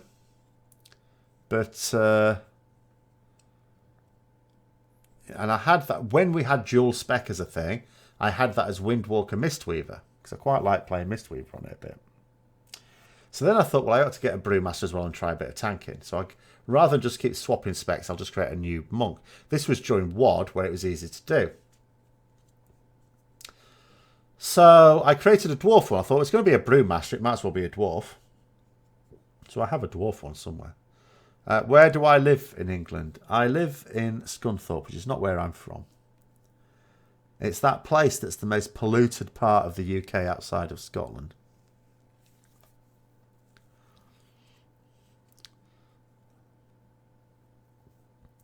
What are my thoughts on the new skins of the AQ mounts? Are there new skins on the AQ mounts? AQ mounts? No, we don't do split runs with my new guild. Which is why we sort of, did everything in a couple of raids. We didn't split.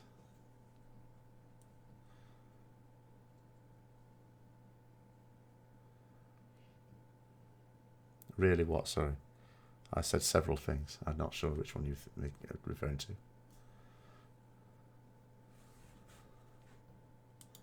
Do you mean new skins on AQ mounts that we currently have, or their new AQ mounts?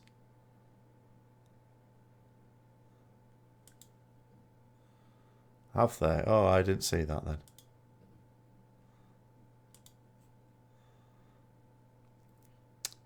That would be interesting. Because I was wondering if they chose Silithus as the place where Sargeras sticks his dagger. Or sword, whatever it's supposed to be. In a way to sort of create an old god situation to go on. So if they've redone some AQ stuff, that might suggest so. But I'll try to find. Where would I find it? I mean, I noticed they updated something on the PTR. Because there was some downloading to be done when I logged on. Oh, hold on.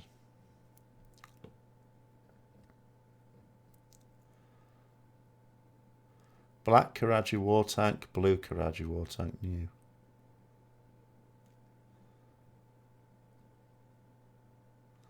I don't... They sound like they're not original AQ mounts. Just AQ link. Are these stuff you get from... maybe they're just stuff you get from that scenario in Silithus. That you can ride anywhere. Yeah. It's probably just a way... Because those other ones, the only one you could actually ride out and about... There was a blue and a black one, wasn't there? The black one for the one who got the Scarab Lord title. And I can't remember where the blue one came from. That you could actually ride about. And then the rest, the ones you actually got in the dungeon itself, the instance itself, could only be used in Anchorage. That was the issue with them. Using prolonged power over old war. They're a bit closer now. There are some situations under which you might use prolonged power. I still keep both because it all depends on the situation as to which one I will use. I sort of vary it a bit. There's going to be a thing in Silithus, yeah. It's designed really for Battle for Azeroth as a way of getting Azerite, but they're going to have it launch, obviously without the Azerite. Presumably it'll be AP that we'll be getting. in 7.3.5. I think what they want to do is to test the technology, really. I think they want to sort of test out how that sort of content's going to work before deciding how to implement it in Battle of Azeroth. That's my opinion. Prolonged is certainly going to be better for AoE. That's been the case for a while. But there are situations now where prolonged power might actually exceed Old War, even in single target. But again, it depends. Sometimes I just do it on a bit of a feely basis, what I think. Sometimes you need to think of the duration as well. Like, let's say you don't think you're going to get a lot of use out of it on the pull, but maybe a bit after. Like, let's say you have to delay for whatever reason Crusade on the pull, then obviously in that situation you use prolonged power.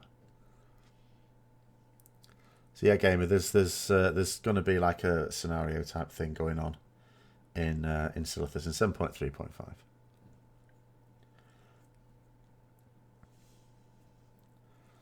Something goblin related. Can't remember. They mentioned it at BlizzCon.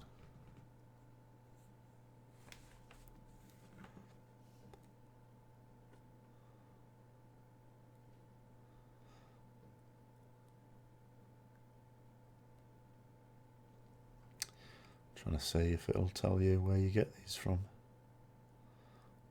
Don't necessarily know where you're going to get these other new mounts. High Mountain Thunderhoof. Light Forged Fell Crusher.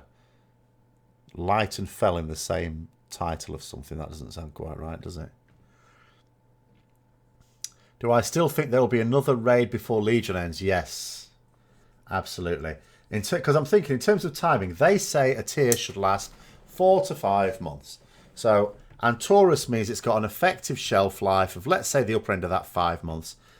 So it's come out effectively at the end of November. So that basically means that come May, its shelf life is sort of over. We know that it's still going to be about, and we know that the cutting edge will still remain. But that basically means, according to Blizzard's own assessment of the situation, there needs to be something new coming out round about May. Now, it doesn't... Now, also, let's say they bring out the beta in January, which is the earliest they can bring it out now. And it may not be as early as January, but let's say it is. So then let's say that means Battle for Azeroth launches in October. So if they bring out a shortish raid, 3 or 4 boss Trial of Valor type raid in May... Let's say that has a shelf life of about 3 months, maybe a bit less, but about 3 months. So that takes you into summer. Now, no one's going to give them a hard time for not bringing out anything really new over summer, as in July and August. So, you know, and the raid is still sort of there as well for the people who are taking a bit longer over it. So then it gets to September. Well, if it's going to be, let's say, an October, November release, they can then start hyping, bringing out the pre-expansion patch in sort of mid to late September, maybe early October. So I think it all sort of fits for doing that. But, you know, the only way it fits is by having a shortish raid. And also the fact that Ian, when he was asked the direct question, refused to say that there would be no more raids. He just said there's no more tier, there's no more large raids. You think October is too late? October is the very earliest they can possibly bring Battle for Azeroth out. The earliest.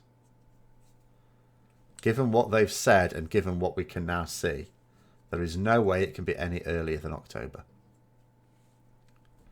You have to always say, because this is just what they do, you're tired of the expansion already. Well, sorry.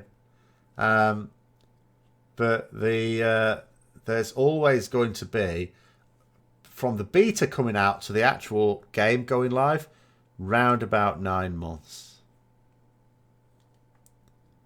Give or take, but about 9 months. And also, they've said that they aim to get the expansion out by the end of 2018.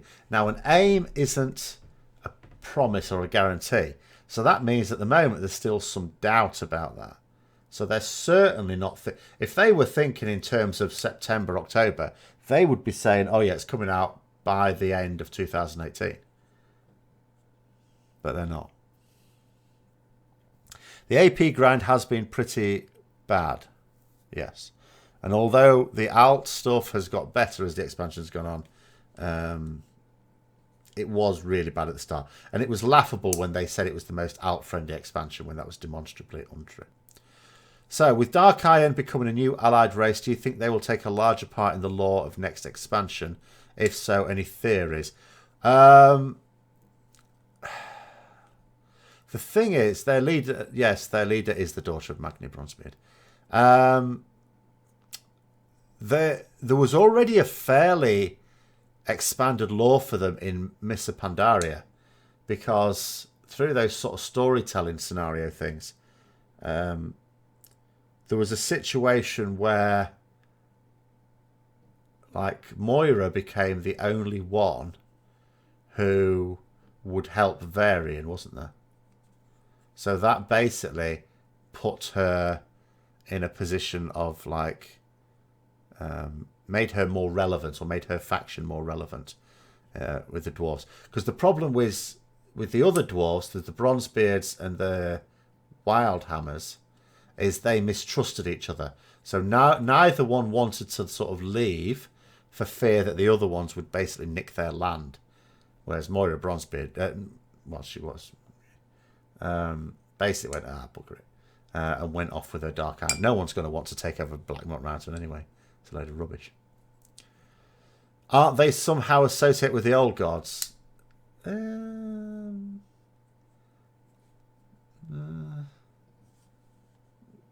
I don't know. Sort of. Elemental forces, I think, more. I don't think... the elemental forces are sort of native to Azeroth. They're not really anything to do with the old gods. But Moira already, I think, gained greater standing in the Council of Three as a result of her actions in Missa Pandaria.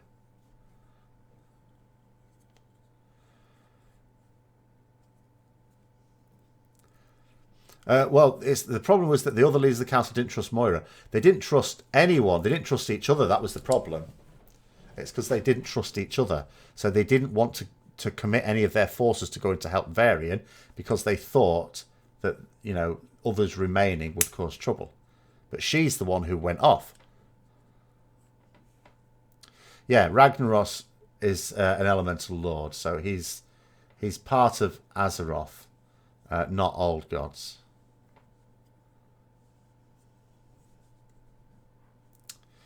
You've already got your 12 horde characters to 110 and completed every class hall, and you want to level every class on Alliance to finally get Lorma. Oh my god. Well,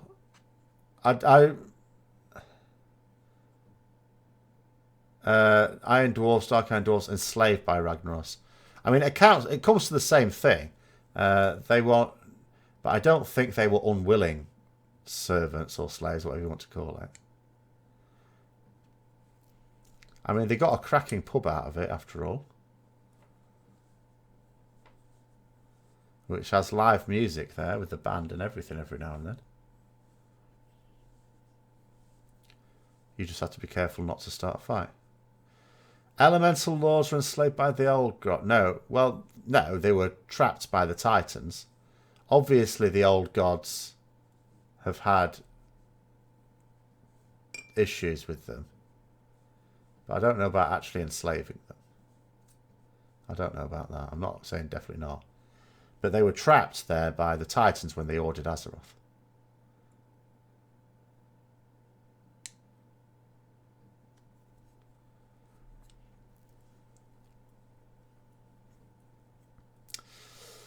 It's a brilliant bar that the Dark Irons have. You can even kill a gnome.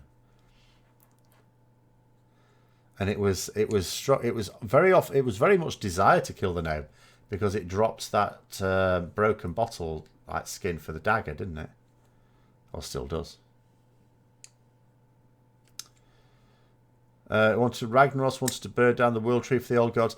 Oh, well, I don't know. Cataclysm lore, I'm not so hot on, if you pardon the expression, because I wasn't really there for Cataclysm. So I don't know that, sorry. I came back at the end of Cataclysm when it was very much getting into Dragon Soul, by which time Ragnaros has already finished. I think I did Ragnaros a couple of times.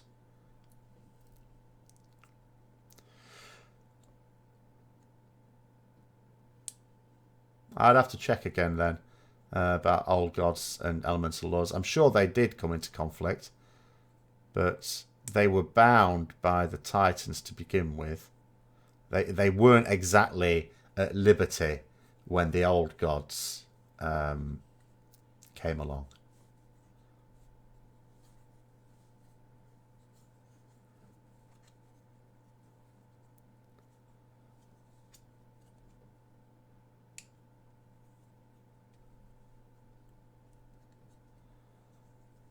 Elemental lords fought against the Black Empire when the old gods got to Azeroth, and they were enslaved them before the Titans arrived. No, Titans were first. They ordered Azeroth, then the old gods came along, and then the Pantheon came back and went, oh, what's going on here? Grabbed hold of Yasharaj and went, oh my god, that was a terrible thing to do. So the Titans got their foot before the old gods, I'm sure. Hang on, have I got it? Hold on. I might not have it in this room. No, I'll put it back in the bookcase. I'll have to check that later.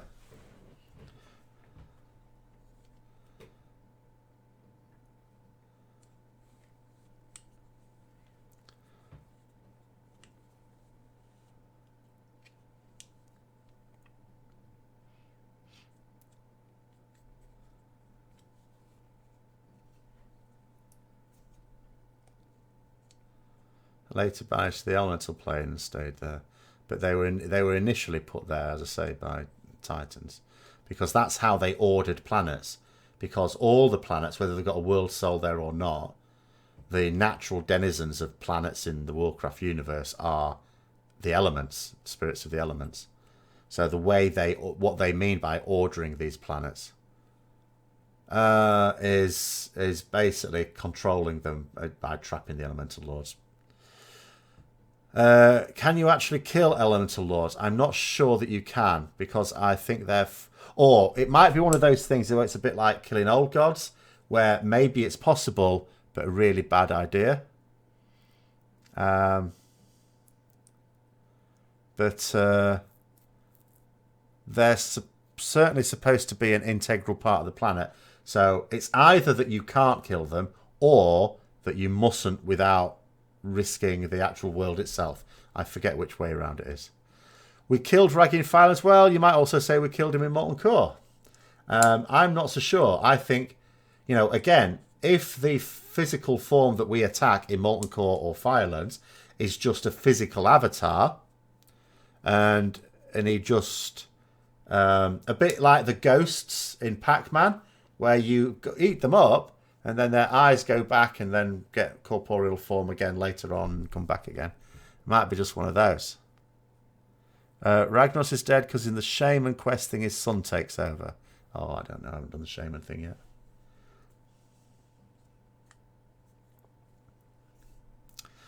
But I don't know. Well, if it definitely said... I know that we've killed Alakir and Ragnaros as bosses, but I don't know as in actually killed them. Like, we've also killed, in theory, Yogg-Saron and Cthulhu, but we know we haven't actually killed them. Because it says we haven't. And also we were just fighting their toenails. But if it's actually been in the Shaman quest line that Ragnaros is dead, then okay, then that would, I suppose, suggest that not only can you kill elemental lords, that we have killed at least one of them.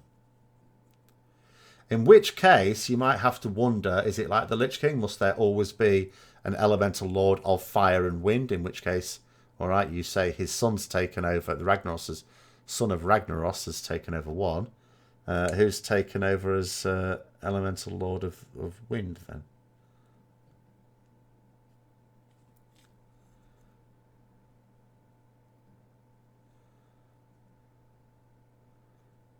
In the Shaman Order Hall quest, you appoint their heirs as lords. Okay. In other news, did I see the size of Sargeras? Yes, it's on my screen. Well, yes, you've got to remember, worlds are embryonic titans, so it stands to reason that a born titan is going to be fairly large.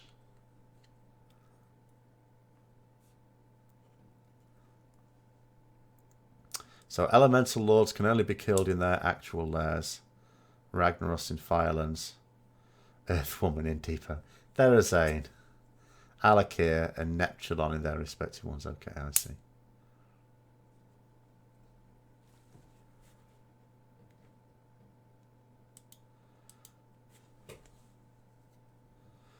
Thunderan. Okay, he's the new Air Lord, is he? Alright. I haven't really seen anything of him then, since Vanilla. One thing found about all artifact questlines, they all have shock factor. In the DK questline, we learned that Bolvar is more evil. Well, I don't think evil is the right word. I don't think he's done anything evil. He's raised the dead, which might be contrary to the sensibilities of people, but, you know. In the Paladin questlines, we learned that demons and night elves can be paladins. Well, no, we don't know. Demons can't be paladins. They retconned it. It seems so, and that's how it seemed with the Lothraxian. But they retconned it so he's not a demon, and never was. Like, he's a Nathrazim. Now, Nathrazims have always been in the lore demons. Demons that Sargeras, commanded. But then they changed it. If you listen to the audio drama, 1,000 Years of War, where he talks about the Nathrazim, he talks about them as being like Eredar, that they were a race of living creatures that Sargeras corrupted. So they've completely changed the lore of Nathrazim. So Lothraxian was never a demon. So it seems now. Which is completely at odds with everything that has come before, but that's what Blizzard do to their lore.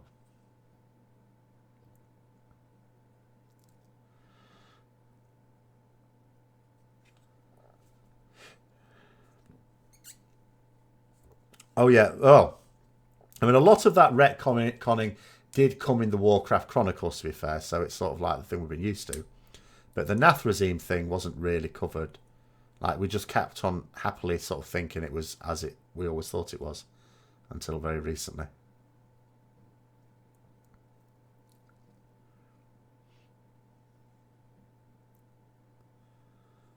Yes, the Nathrazim that are demons now are supposedly now ones that were corrupted by Sargeras, in the same way that Eredar were corrupted into Minari.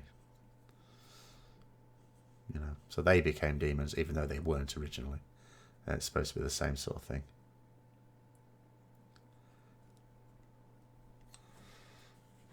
All very confusing. This is why, like, there was a point when I sort of thought to myself, maybe because I've read a few of the Warcraft novels, but not loads of them. And sometimes you sort of think, well, maybe it'd be nice to just get a load, during a summer and just do. That's one of my summer things, to read them all. But now I think, no, what's the point? Because I could be reading a book that's basically been retconned, and there's something quite futile about reading a book that has been discredited. It'd be a bit like reading, a book on an 18th century book on psychology or something. You sort of know it's all been discredited now. What's the point of reading it?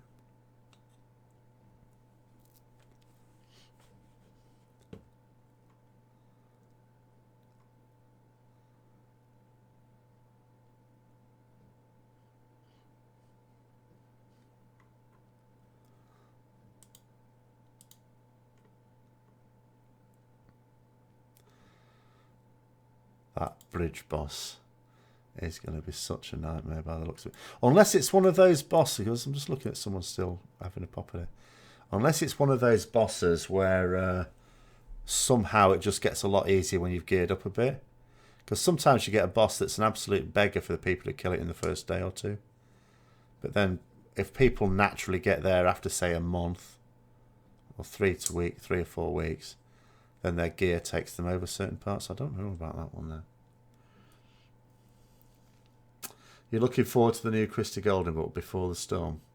Yeah, well, that's been put back to like Jan. Well, that would be a summer thing now because that's been put back to release in June. Sorry. So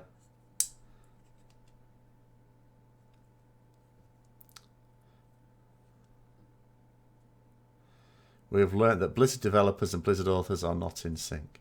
Well, I think the issue is that there's no... Again, it's a coordination thing. So we learnt from the last tier, Timus Argeras, that there was no coordination even within a single team, the encounter design team, because when all the people paired off and did individual fights, there was no one coordinating them, which is why we ended up with so many soak mechanics. So if there's no one coordinating within a team, and we have plenty of evidence to suggest no one coordinates between different teams, so it's not just that there's no intra-coordination, there's no inter-coordination either. Yeah, and I mean, I think the way it works in an industry like this is people get into positions by having good ideas in terms of class design, game design, that sort of thing. So then they become senior designers, but they have no idea how to actually lead a team. They got into that position by having good ideas in terms of their basic job. So now they have a different job for which they have no proven skills. And some of them will be naturally good at it and their team will work well. Some of them will be naturally bad at it and their team will not work well. Even if individual members of that team work well as individuals, but they don't really work as a coherent team. And I'm bound to say on recent... the Peter principle is an actual thing. I don't know. But I'm bound to say on recent evidence that the class design team are clearly in that situation.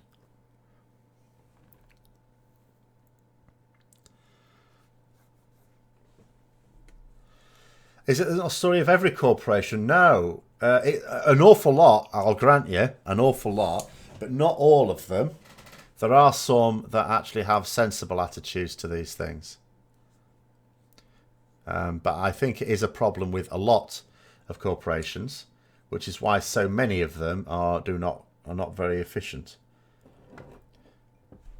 And then you end up with a situation where a company that's been around for like 100 years go, well, this is the way we've always done it and it's done well for us so far.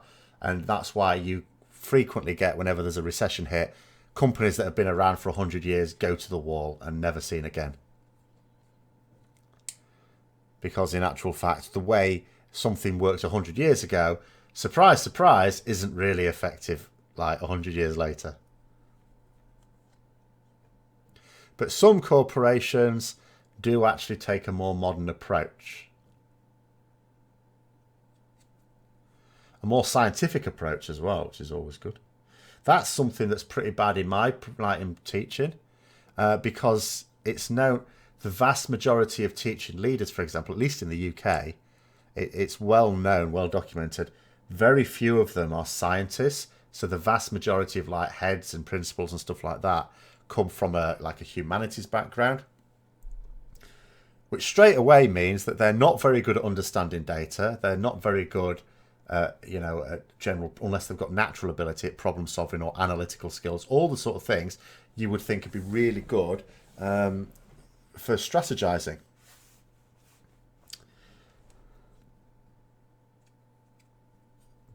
People rise to their level of incompetence. I worked in a place once in a college, not the one I'm at now, I hasten to add, but I worked at a college where it was argued, where it was said, and you couldn't argue against it when you saw how some people got into senior positions, that people were promoted for incompetence as a way to keep them out of trouble, because some of them were absolutely shocking. Father worked his way from being a teller of a credit union to an executive. didn't get his degree and so after becoming an executive. Well, you do get, I mean, there's two types, isn't there? They're known, I was reading, because I sometimes read, it's quite funny reading business articles in like journals and stuff. What are they called? There's the lions and something else. It might even be as offensive as the lions and the donkeys. And the way it worked in Britain anyway, in the banking industry, it was known as this. So the lions were the people who were genuinely good at their job. And the donkeys are, or whatever they were called, it was something fairly offensive, were not. And as chief executives, and what happens is the chief executives argue that they need good bonuses and high pay because otherwise the companies couldn't attract them. So, but of course that's nonsense because there's some chief executives who are really good. No, it's not lambs. It was definitely something pretty offensive. No one's going to mind being called a lamb. It's an animal that evokes incompetence. Donkeys is probably it, and yeah. So you've got the ones who are genuinely good, and then you've got the ones it wasn't. It was definitely not sheep. It was definitely a beast of burden. I'm going to say donkey, and then you've got the ones who are not, but they still use the same arguments for why they should get big bonuses and stuff like that. Anyway, where was I? How is the recommended use of Ring Soul of the High Lord? What do you mean how? You get a proc and you use it. You don't have to use it straight away. Or do you mean with what gear to use it? Or when to use it? Yeah. The good ones were known as lions.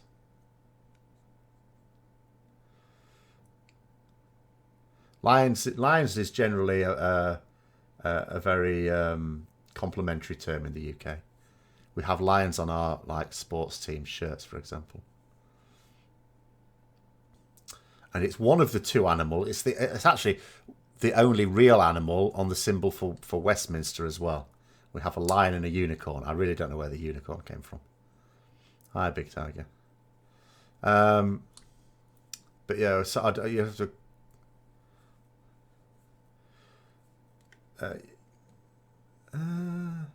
If we had a national animal, it would be one, because you do get a lot of lion statues around on like on government stuff. The unicorn's from Scotland, is it? I still don't know where the unicorn comes from now. Is that the part that came with Scotland joining the Union? But I still don't understand how any part of the UK has anything to do with unicorns. I'm not sure about that one. Oh, just use Justicar's... Oh, I see what you mean in terms of using it. No, don't use Justicar's Vengeance. Oh, sorry. Right. It depends. If your Justicar's Vengeance does more damage than your Templar's Verdict, which is not at all guaranteed, but it does depend on a few things, which is not the same for every Retribution Paladin. In that case, you can use a proc on Justicar's Vengeance, yes. But if it doesn't do more damage than Templar's Verdict, then no. Unless you need it for the healing.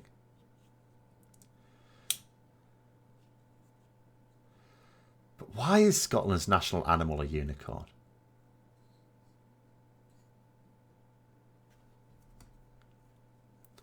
So there's an Order Hall mission for Antorus, yes there is, and it seems to be given a bonus seal to some, but a bonus for a 950 follower armor piece for others. Oh my god. I hope not. That'd be awful. Do you know what there is? There's a song. I came across it a few months ago, and it's really terrible. A song about unicorns. It's called the Unicorn Song. So the clue's in the name. And it's an old song, a really old song, by this like Irish folk group. Now the problem I have with this song is it's sort of set like it's a Noah's Ark type thing, but with unicorns.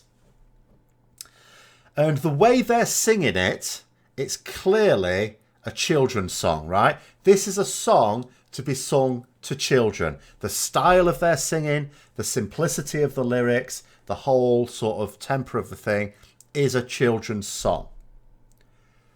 But it ends with unicorns drowning. I'm thinking, what a terrible song to sing to children. The unicorns all drown. Absolutely awful. But it's called the Unicorn Song. If you look it up on YouTube, there's something like a really old Irish folk band singing it. And it's absolutely monstrous. But your hunter got the armor piece and your warlock got the coin. That's stupidly annoying. That's really annoying. Which boss was it for, by the way? Which boss do you have to kill with it when you get the mission? Or do you not know until you've actually got the item?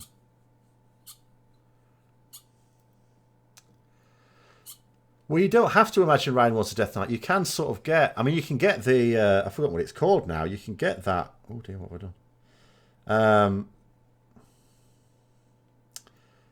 I've forgotten what it's called now. You can get that black unicorn mount, can't you?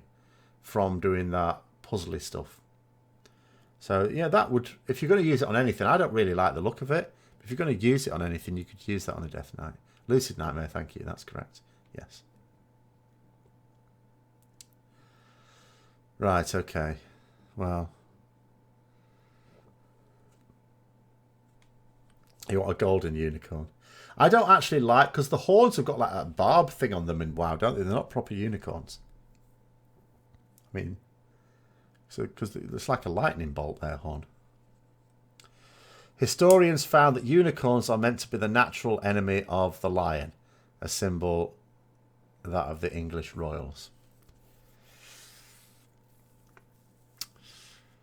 So if I was a lion and I was told that my natural predator or natural enemy was a mythical creature, I don't think I'd be hugely concerned. So unicorns are meant to be the natural enemy of a lion. I'm not sure how that would... I'm trying to imagine a unicorn fighting a lion. I can't really think of any... I'm imagining it. I can't really see the unicorn ever winning, if I'm honest. Apart from anything else, lions are not solitary hunters. They hunt in a group. So, even if the unicorn bent down and charged, another lion would catch it from the side. So, I'm really struggling to imagine the unicorn winning. I'm sure it is magic, Elaine, because... it's a unicorn and it's mythical, and I'm sure it's got armor-plated sides as well. Have I seen the video of a zebra almost drowning a lion? No. Is that a thing? How did a zebra almost drown a lion? Unicorns hunt in a group. Well, I can't really call you out on the hunting habits of unicorns. Didn't William Wallace ride a unicorn into the Battle of Stirling? I'm not an expert. Do you mean William Wallace? But I'm going to suggest probably not. I'm largely going to suggest not on the basis that there's no such thing as unicorns.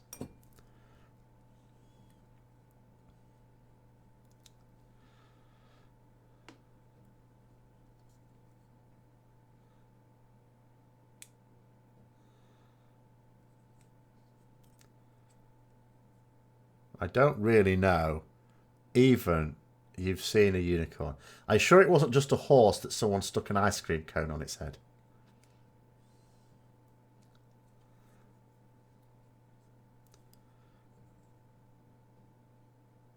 Santa Claus was riding him. Well, we had I do Christmas question on the build up on during Advent. So every day at college, I give my classes a different Christmas question. Today's question was like antler related. So we'll see if you get this one. I'm sure someone will. Actually, in every class I had today, someone knew the answer straight away, which is quite impressive. I've never had a year where everyone did that. But the question today was that Santa's reindeer have largely masculine names, but it's likely that all of them are female. How do we know? In the meantime, while someone does that.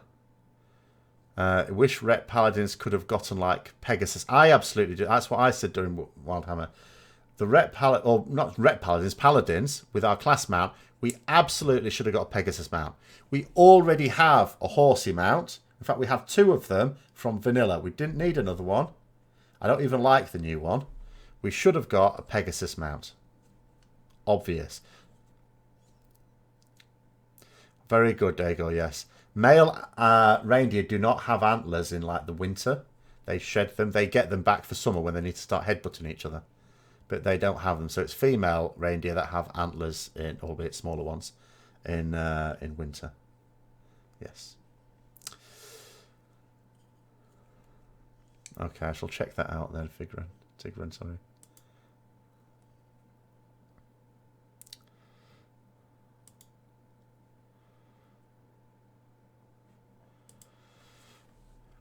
When you say, though, before I look at it, that the zebra almost drowned the lion, do I get the impression that the lion actually did win in the end? Maybe it was a cunning trick on the part of the lion, given that I haven't watched it yet, just to basically get the zebra to marinate itself. See you later, Pinky. It fled. What fled? The tiger? Mind you, cats...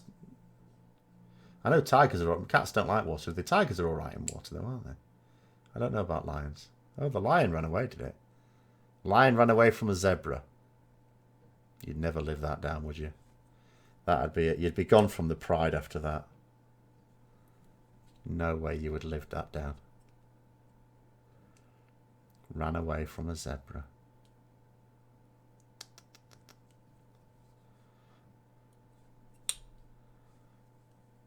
How is Rady go with the new guild? I haven't done very much yet. But so far, so it's fine. I still don't feel adequately prepared, though.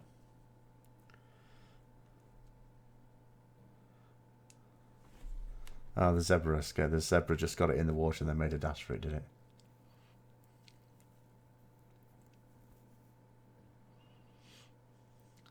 The lion tried chasing it. Maybe it wasn't used to running when it was sopping wet. Oh, I've wiped again.